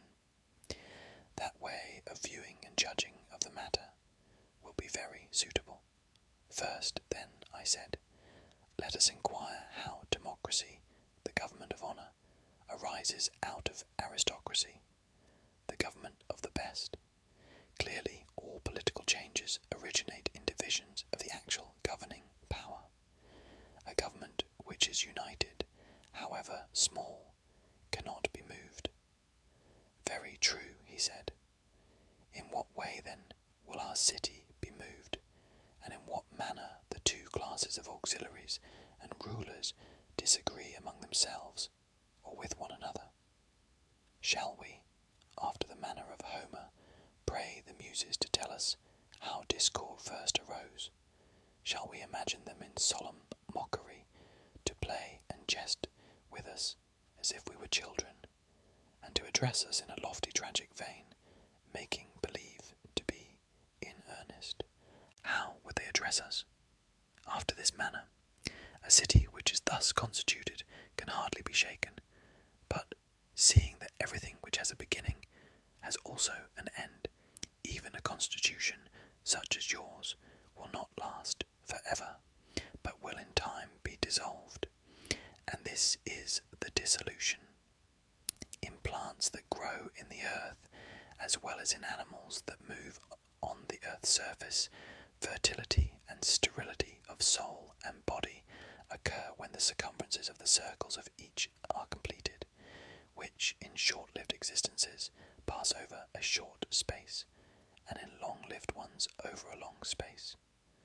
But to the knowledge of human fecundity and sterility, all the wisdom and education of your rulers will not attain. The laws which regulate them will not be discovered by an intelligence which is alloyed with sense, but will escape them, and they will bring children into the world when they ought not. Now that which is of divine birth has a period which is contained in a perfect number, but the period of human birth is comprehended in a number in which first increments by involution and evolution, or squared and cubed, obtaining 3 intervals and 4 terms of like and unlike, waxing and waning numbers, make all the terms commensurable and agreeable to one another. The base of these, 3, with the third added, 4, when combined with 5, 20, and raised to the third power, furnishes 2 harmonies. The first a square which is 100 times as great, 400, 4x 100, and the other a figure having one side equal to the former, but oblong, consisting of 100 numbers squared upon rational diameters of a square, i.e. omitting fractions, the side of which is 5, 7x 7, 49x 100, 4900, each of them being less by 1 than the perfect square which includes the fractions, sc 50, or less by 2 perfect squares of irrational diameters of a square the side of which is 5, so to 50 plus 50 sub 100, and 100 cubes of 3, 27x 100, 2700 plus 4900 plus 400, 8000. Now this number represents a geometrical figure which has control over the good and evil of births. For when your guardians are ignorant of the law of births and unite bride and bridegroom out of season, the children will not be goodly or fortunate, and though only the best of them will be appointed by their predecessors, still they will be unworthy to hold their fathers' places, and when they come into power as guardians, they will soon be found to fall in taking care of us, the muses, first by undervaluing music, which neglect will soon extend to gymnastic, and hence the young men of your state will be less cultivated. In the succeeding generation, rulers will be appointed who have lost the guardian power of testing the metal of your different races, which, like Hesiod's, are of gold and silver and brass and iron, and so iron will be mingled with silver and brass with gold, and hence there will arise dissimilarity and inequality and irregularity, which always and in all places are causes of hatred and war. This the muses affirm to be the stock from which discord has sprung, wherever arising, and this is their answer to us. Yes, and we may assume that they answer truly. Why, yes, I said. Of course they answer truly. How can the muses speak falsely? And what do the muses say next? When discord arose, then the 2 races were drawn different ways. The iron and brass fell to acquiring money and land and houses and gold and silver. But the gold and silver races, not wanting money, but having the true riches in their own nature, inclined towards virtue and the ancient order of things. There was a battle between them, and at last they agreed to distribute their land and houses among individual owners, and they enslaved their friends and maintainers, whom they had formerly protected in the condition of freemen, and made of them subjects and servants, and they themselves were engaged in war and in keeping a watch against them. I believe that you have rightly conceived the origin of the change, and the new government which thus arises will be of a form intermediate between oligarchy and aristocracy. Very true. Such will be the change, and after the change has been made, how will they proceed? Clearly, the new state, being in a mean between oligarchy and the perfect state, will partly follow one and partly the other, and will also have some peculiarities. True, he said, in the honour given to rulers, in the abstinence of the warrior class from agriculture, handicrafts, and trade, general, in the institution of common meals, and in the attention paid to gymnastics and military training. In all these respects this state will resemble the former. True, but in the fear of admitting philosophers to power, because they are no longer to be had simple and earnest, but are made up of mixed elements, and in turning from them to passionate and less complex characters, who are by nature fitted for war rather than peace, and in the value set by them upon military stratagems and contrivances, and in the waging of everlasting wars, this state will be for the most part peculiar. Yes, yes, I said, and men of this stamp will be covetous of money, like those who live in oligarchies. They will have a fierce secret longing after gold and silver, which they will hoard in dark places, having magazines and treasuries of their own for the deposit and concealment of them. Also castles, which are just nests for their eggs, and in which they will spend large sums on their wives, or on any others whom they please. That is most true, he said, and they are miserly, because they have no means of openly acquiring the money which they prize. They will spend that which is another man's on the gratification of their desires, stealing their pleasures, and running away like children from the law, their father. They have been schooled not by gentle influences, but by force, for they have neglected her who is the true muse, the companion of reason and philosophy, and have honoured gymnastic more than music. Undoubtedly, he said, the form of government which you describe is a mixture of good and evil. Why, there is a mixture, I said, but one thing, and one thing only, is predominantly seen, the spirit of contention and ambition, and these are due to the prevalence of the passionate or spirited element. Assuredly, he said. Such is the origin and such the character of this state, which has been described in outline only. The more perfect execution was not required, for a sketch is enough to show the type of the most perfectly just and most perfectly unjust, and to go through all the states and all the characters of men, omitting none of them, would be an interminable labour. Very true, he replied. Now, what man answers to this form of government? How did he come into being, and what is he like? Socrates, Adeimantus, I think, said Adeimantus, that in the spirit of contention which characterizes him, he is not unlike our friend Glaucon. Perhaps, I said, he may be like him in that one point, but there are other respects in which he is very different. In what respects? He should have more of self-assertion and be less cultivated, and yet a friend of culture.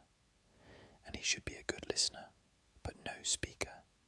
Such a person is apt to be rough with slaves, unlike the educated man, who is too proud for that. And he will also be courteous to freemen, and remarkably obedient to authority. He is a lover of power and a lover of honour, claiming to be a ruler, not because he is eloquent, or on any ground of that sort, but because he is a soldier, and has performed feats of arms. He is also a lover of gymnastic exercises, and of the chase. Yes, that is the type of character which answers to democracy. Such an one will despise riches only when he is young, but as he gets older he will be more and more attracted to them, because he has a piece of the avaricious nature in him, and is not single-minded towards virtue, having lost his best guardian. Who was that? Said Adeimantus.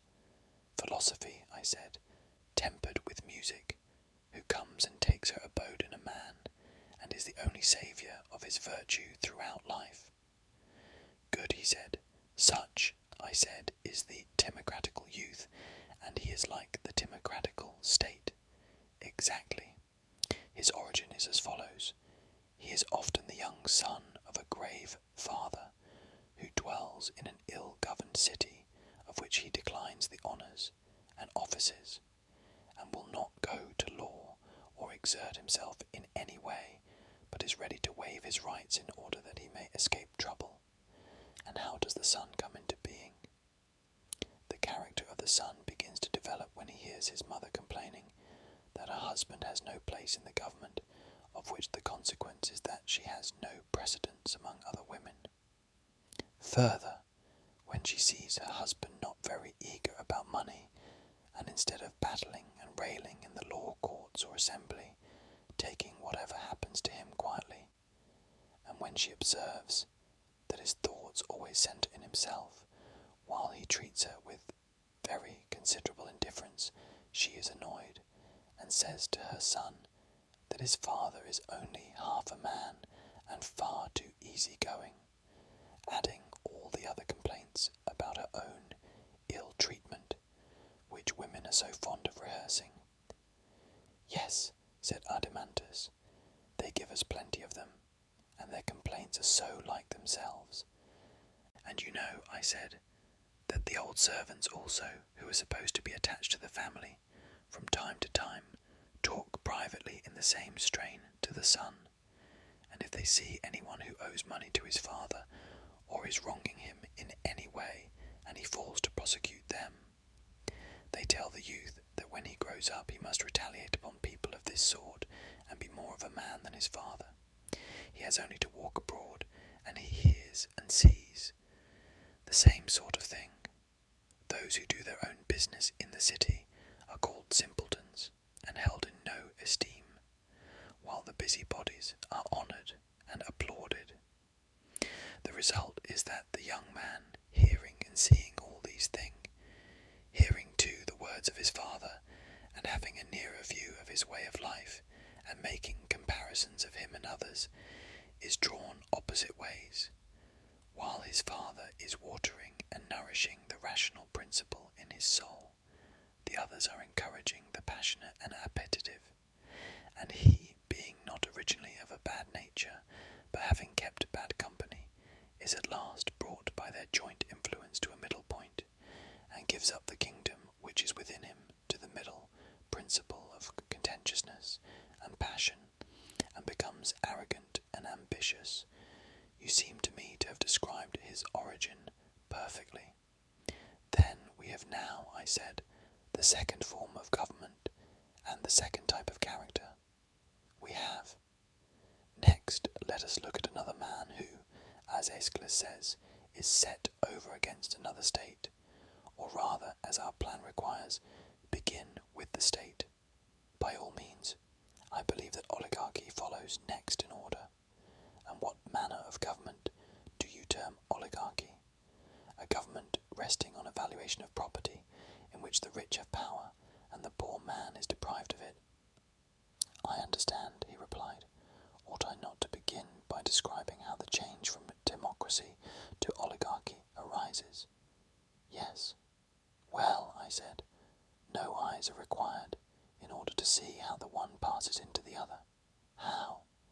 The accumulation of gold in the treasury of private individuals is ruin of democracy. They invent illegal modes of expenditure.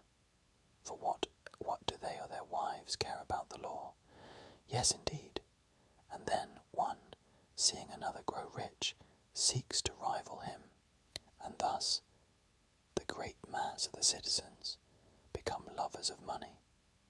Likely enough. And so they grow richer and richer, and the more they think of making a fortune, the less they think of virtue. For when riches and virtue are placed together in the scales of the balance, the one always rises as the other falls. True, and in proportion as riches and rich men are honoured in the state, virtue and the virtuous are dishonoured, clearly, and what is honoured is cultivated, and that which has no honour is neglected. That is obvious. And so, at last, instead of loving contention and glory, men become lovers of trade and money. They honour and look up to the rich man, and make a ruler of him, and dishonour the poor man. They do so. They next proceed to make a law which fixes a sum of money as the qualification of citizenship. The sum is higher in one place, and lower in another, as the oligarchy is more or less exclusive, and they allow no one whose property falls below the amount fixed to have any share in the government. These changes in the constitution they effect by force of arms, if intimidation has not already done their work. Very true. And this, speaking generally, is the way in which oligarchy is established. Yes, he said, but what are the characteristics of this form of government, and what are the defects of which we were speaking? First of all, I said, consider the nature of the qualification. Just think what would happen if pilots were to be chosen according to their property, and a poor man were refused permission to steer, even though he were a better pilot. You mean that they would shipwreck?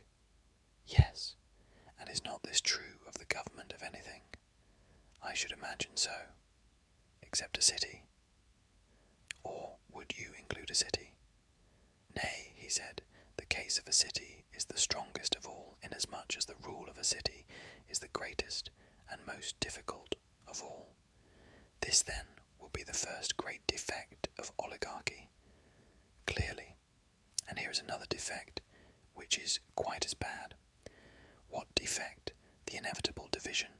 Such a state is not one, but two states, the one of poor, the other of rich men, and they are living on the same spot, and always conspiring against one another. That, surely, is at least as bad.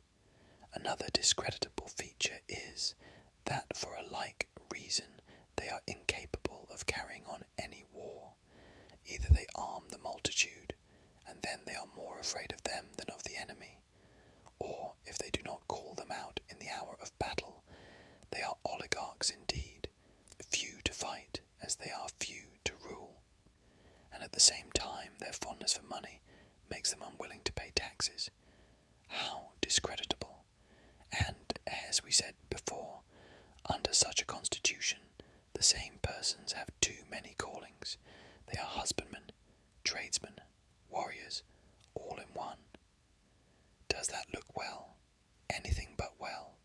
There is another evil which is perhaps the greatest of all, and to which this state first begins to be liable. What evil? A man may sell all that he has, and another may acquire his property.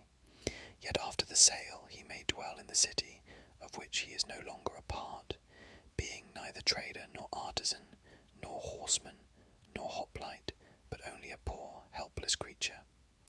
Yes, that is an evil which also first begins in this state. The evil is certainly not prevented there, for oligarchies have both the extremes of great wealth and utter poverty. True, but think again. In his wealthy days, while he was spending his money, was a man of this sort a whit more good to the state for the purposes of citizenship? Or did he only seem to be a member of the ruling body, although in truth he was neither ruler nor subject, but just a spendthrift? As you say, he seemed to be a ruler, but was only a spendthrift. May we not say that this is the drone in the house, who is like the drone in the honeycomb, and that the one is the plague of the city, as the other is of the hive? Just so, Socrates, and God has made the flying drones, Adeimantus, all without stings, whereas of the walking drones he has made some without stings, but others have dreadful stings. Of the stingless class are those who in their old age end as paupers. Of the stingers come all the criminal class, as they are termed. Most true, he said. Clearly then, whenever you see paupers in a state, somewhere in that neighbourhood, there are hidden away thieves, and cut purses, and robbers of temples, and all sorts of malefactors. Clearly. Well, I said, and in oligarchical states do you not find paupers? Yes, he said, nearly everybody is a pauper who is not a ruler, and may we be so bold as to affirm that there are also many criminals to be found in them, rogues who have stings, and whom the authorities are careful to restrain by force. Certainly, we may be so bold. The existence of such persons is to be attributed to want of education, ill training, and an evil constitution of the state. True, such then is the form, and such are the evils of oligarchy, and there may be many other evils, very likely. Then oligarchy, or the form of government in which the rulers are elected for their wealth, may now be dismissed. Let us next proceed to consider the nature and origin of the individual who answers to this state. By all means, does not the democratical man change into the oligarchical on this wise? How? A time arrives when the representative of democracy has a son. At first he begins by emulating his father and walking in his footsteps, but presently he sees him of a sudden foundering against the state, as upon a sunken reef, and he and all that he has is lost. He may have been a general or some other high officer who is brought to trial under a prejudice raised by informers, and either put to death or exiled or deprived of the privileges of a citizen, and all his property taken from him. Nothing more likely. And the son has seen and known all this. He is a ruined man, and his fear has taught him to knock ambition and passion head foremost from his bosom's throne. Humbled by poverty, he takes to money-making, and by mean and miserly savings and hard work gets a fortune together. Is not such an one likely to seat the concupiscent and covetous element on the vacant throne, and to suffer it to play the great king within him, girt with tiara and chain and scimitar? Most true, he replied, and when he has made reason and spirit sit down on the ground obediently on either side of their sovereign, and taught them to know their place, he compels the one to think only of how lesser sums may be turned into larger ones, and will not allow the other to worship and admire anything but riches and rich men, or to be ambitious of anything, so much as the acquisition of wealth and the means of acquiring it. Of all changes, he said, there is none so speedy or so sure as the conversion of the ambitious youth into the avaricious one. And the avaricious, I said, is the oligarchical youth. Yes, he said, at any rate the individual out of whom he came is like the state out of which oligarchy came. Let us then consider whether there is any likeness between them. Very good. First, then, they resemble one another in the value which they set upon wealth. Certainly, also in their penurious, laborious character. The individual only satisfies his necessary appetites and confines his expenditure to them. His other desires he subdues under the idea that they are unprofitable. True, he is a shabby fellow who saves something out of everything and makes a purse for himself. And this is the sort of man whom the vulgar applaud. Is he not a true image of the state which he represents? He appears to me to be so. At any rate, money is highly valued by him as well as by the state. You see that he is not a man of cultivation, I said. I imagine not, he said. Had he been educated, he would never have made a blind god director of his chorus, or given him chief honour. Excellent, I said.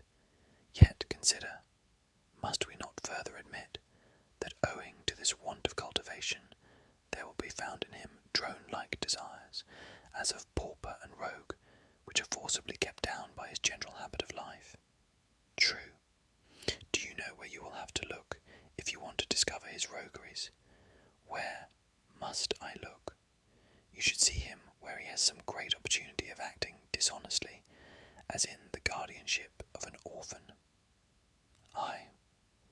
It will be clear enough then that in his ordinary dealings, which give him a reputation for honesty, he coerces his bad passions by an enforced virtue, not making them see that they are wrong, or taming them by reason, but by necessity, and fear constraining them, and because he trembles for his possessions, to be sure.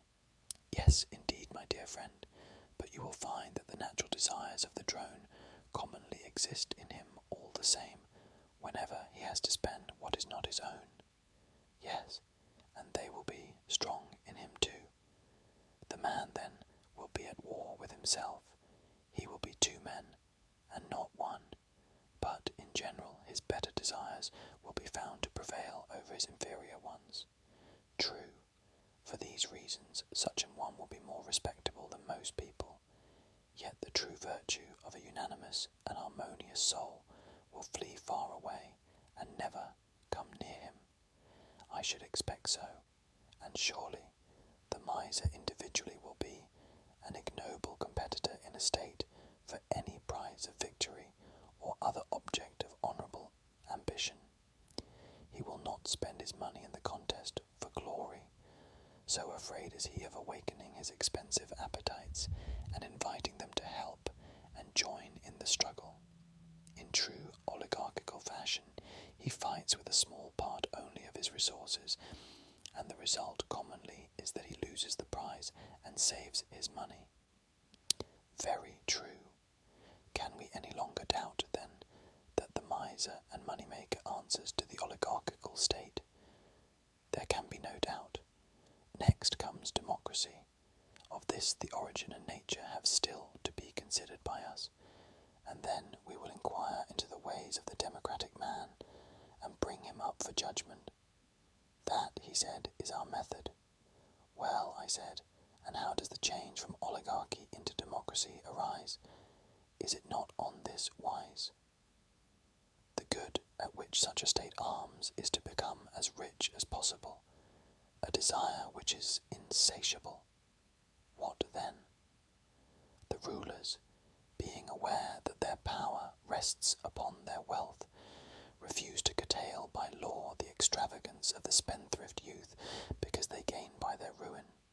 They take interest from them, and buy up their estates, and thus increase their own wealth and importance. To be sure, there can be no doubt that the love of wealth and the spirit of moderation cannot exist together in citizens of the same state to any considerable extent. One or the other will be disregarded.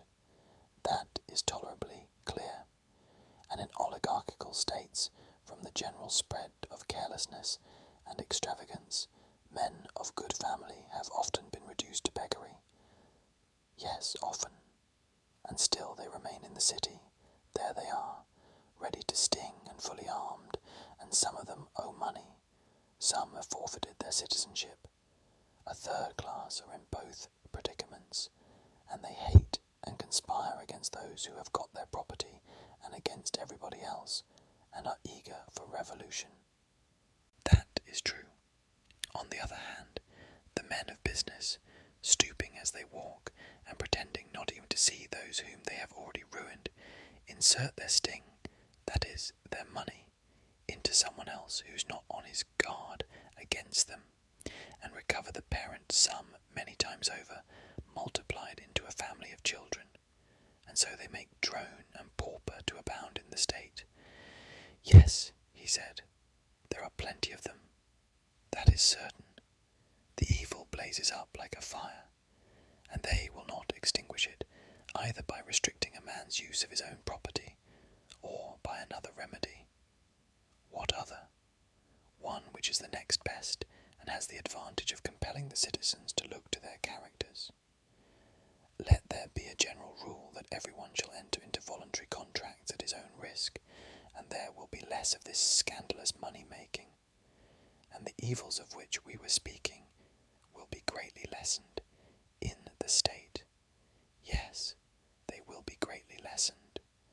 At present, the governors, induced by the motives which I have named, treat their subjects badly, while they and their adherents, especially the young men of the governing class, are habituated to lead a life of luxury and idleness, both of body and mind. They do nothing, and are incapable of resisting either pleasure or pain. Very true. They themselves care only for making money, and are as indifferent as the pauper to the cultivation of virtue. Yes,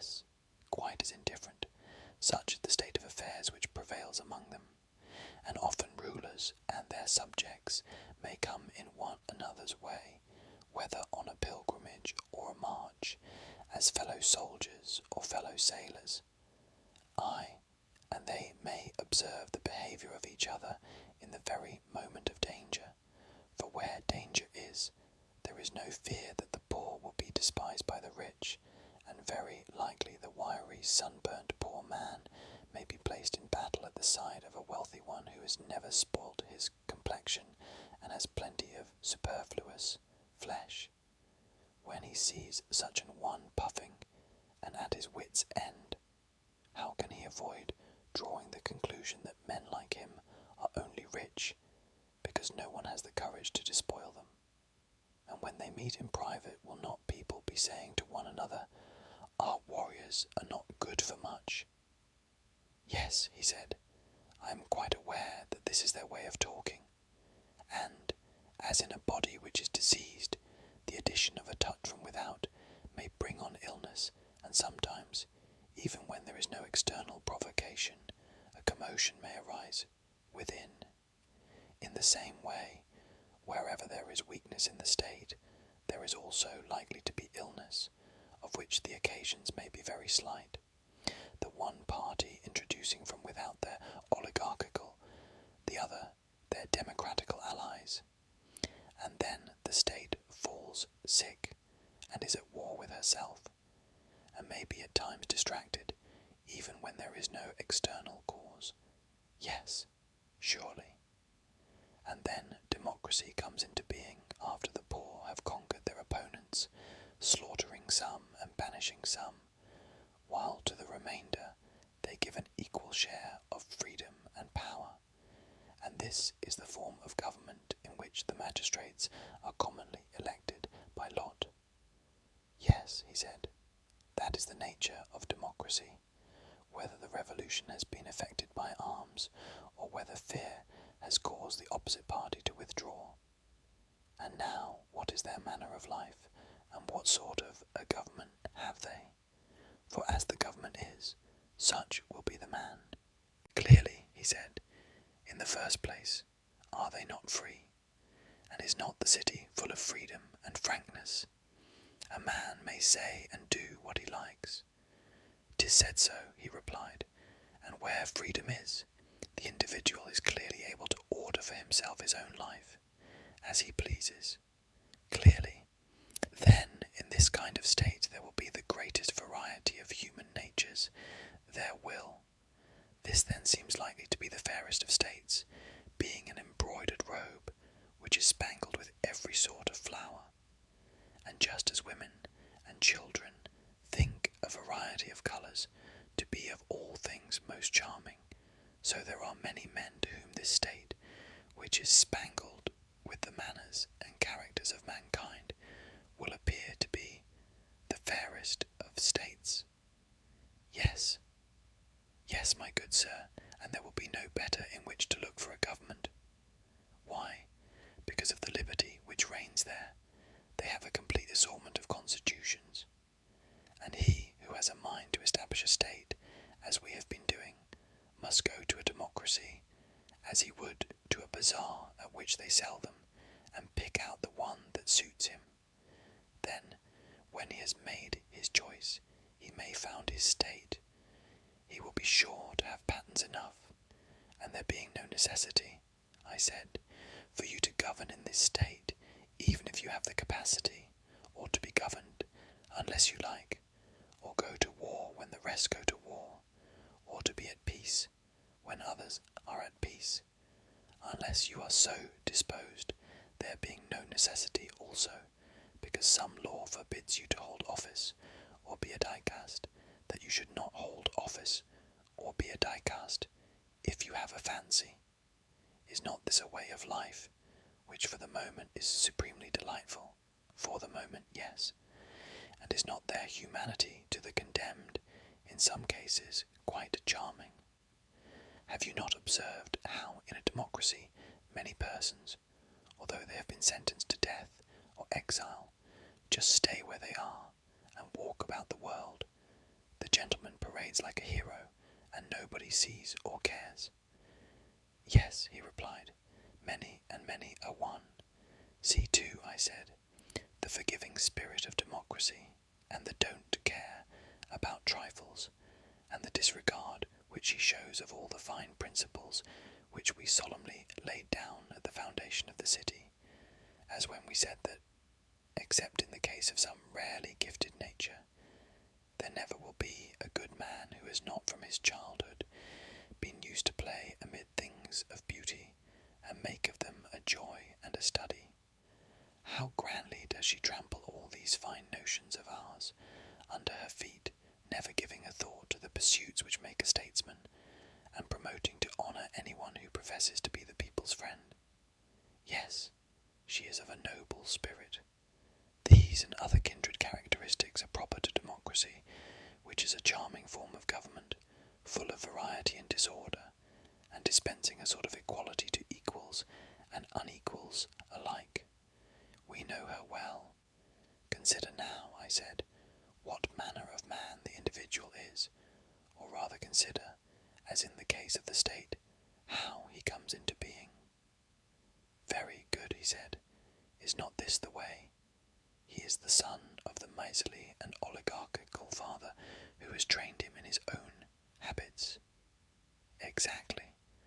And like his father, he keeps under by force the pleasures which are of the spending and not of the getting sort, being those which are called unnecessary.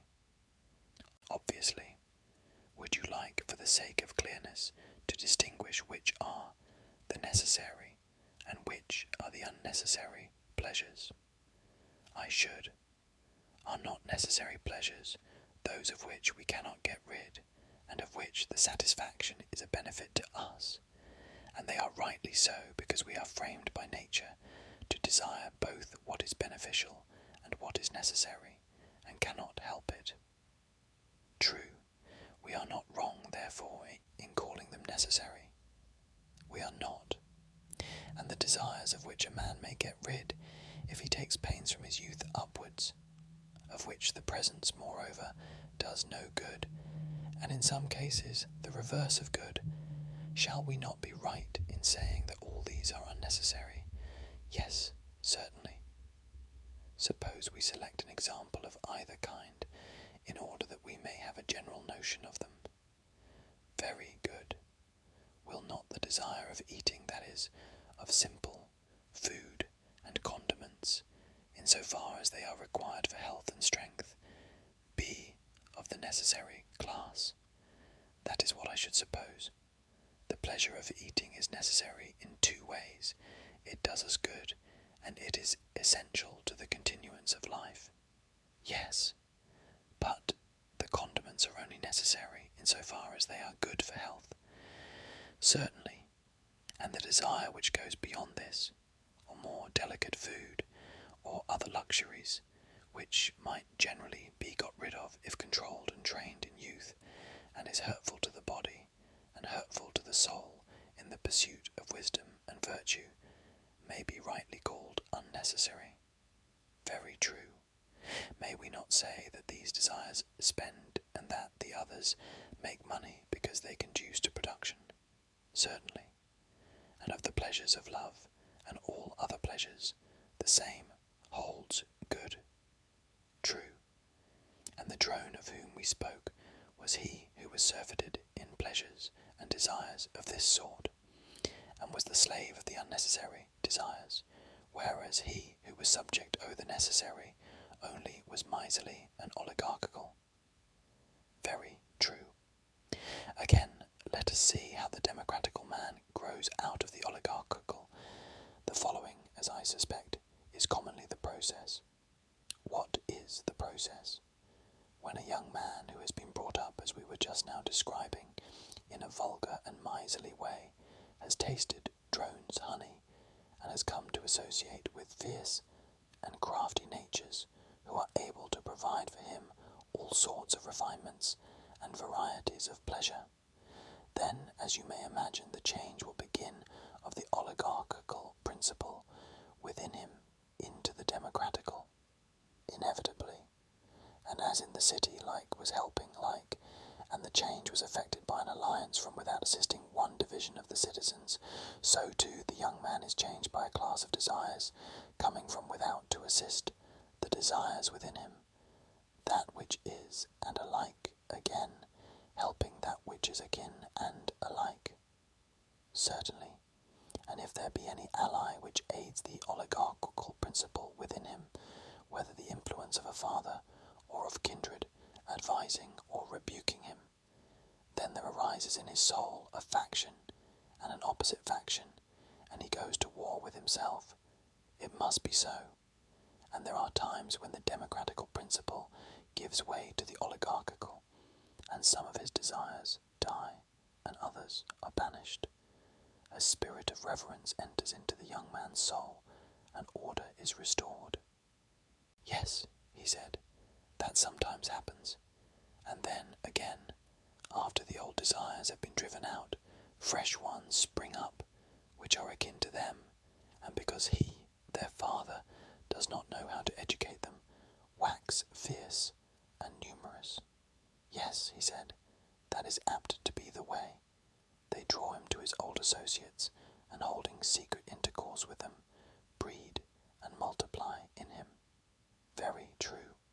At length they seize upon the citadel of the young man's soul, which they perceive to be void of all accomplishments and fair pursuits and true words, which make their abode in the minds of men who are dear to the gods and are their best guardians and sentinels.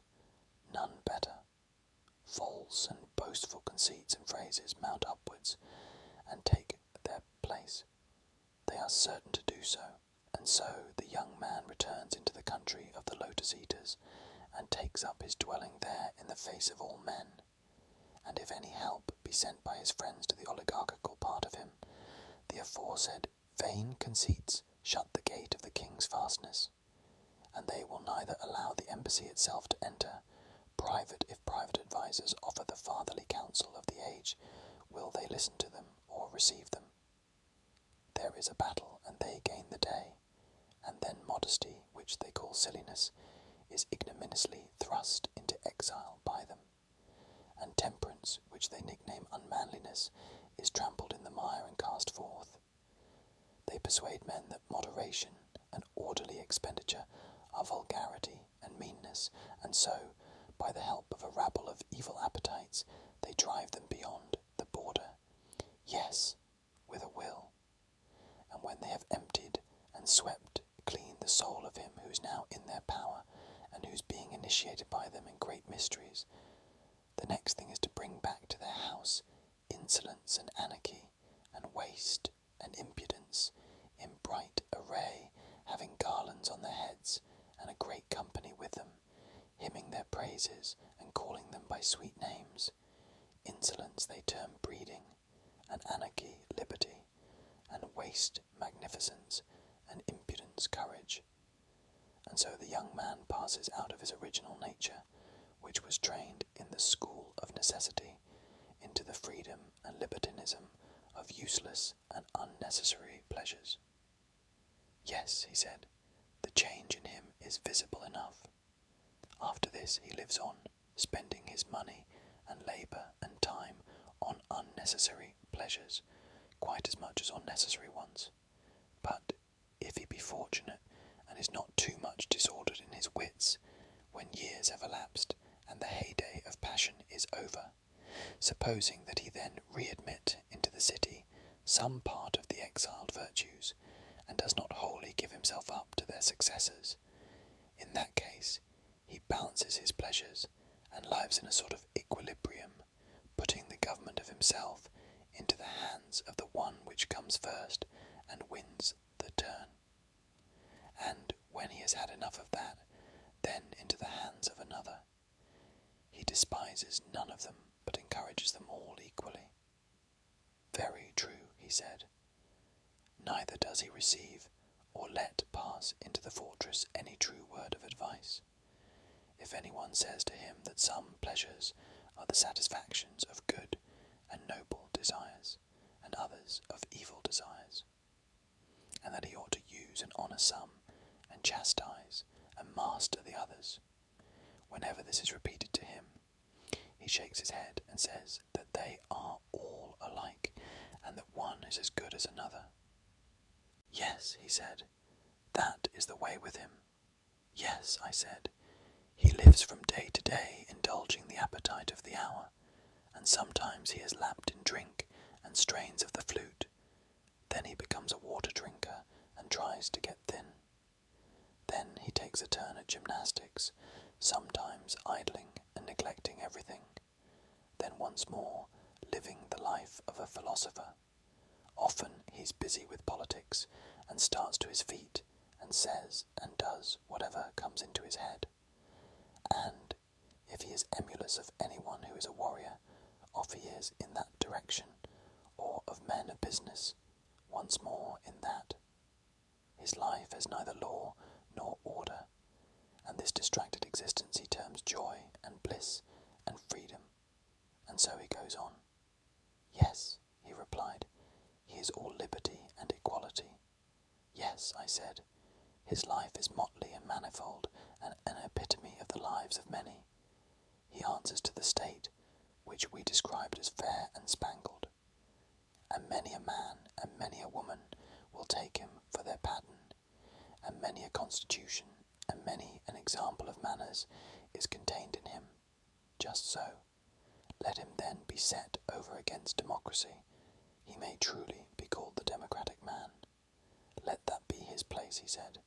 Last of all comes the most beautiful of all, man and state alike, tyranny and the tyrant, these we have now to consider. Quite true, he said. Say then, my friend, in what manner does tyranny arise? That it has a democratic origin is evident, clearly. And does not tyranny spring from democracy in the same manner as democracy from oligarchy? I mean, after a sort. How? The good which oligarchy proposed to itself, and the means by which it was maintained, was excess of wealth. Am I not right? Yes, and the insatiable desire of wealth and the neglect of all other things for the sake of money-getting was also the ruin of oligarchy. True, and democracy has her own good, of which the insatiable desire brings her to dissolution.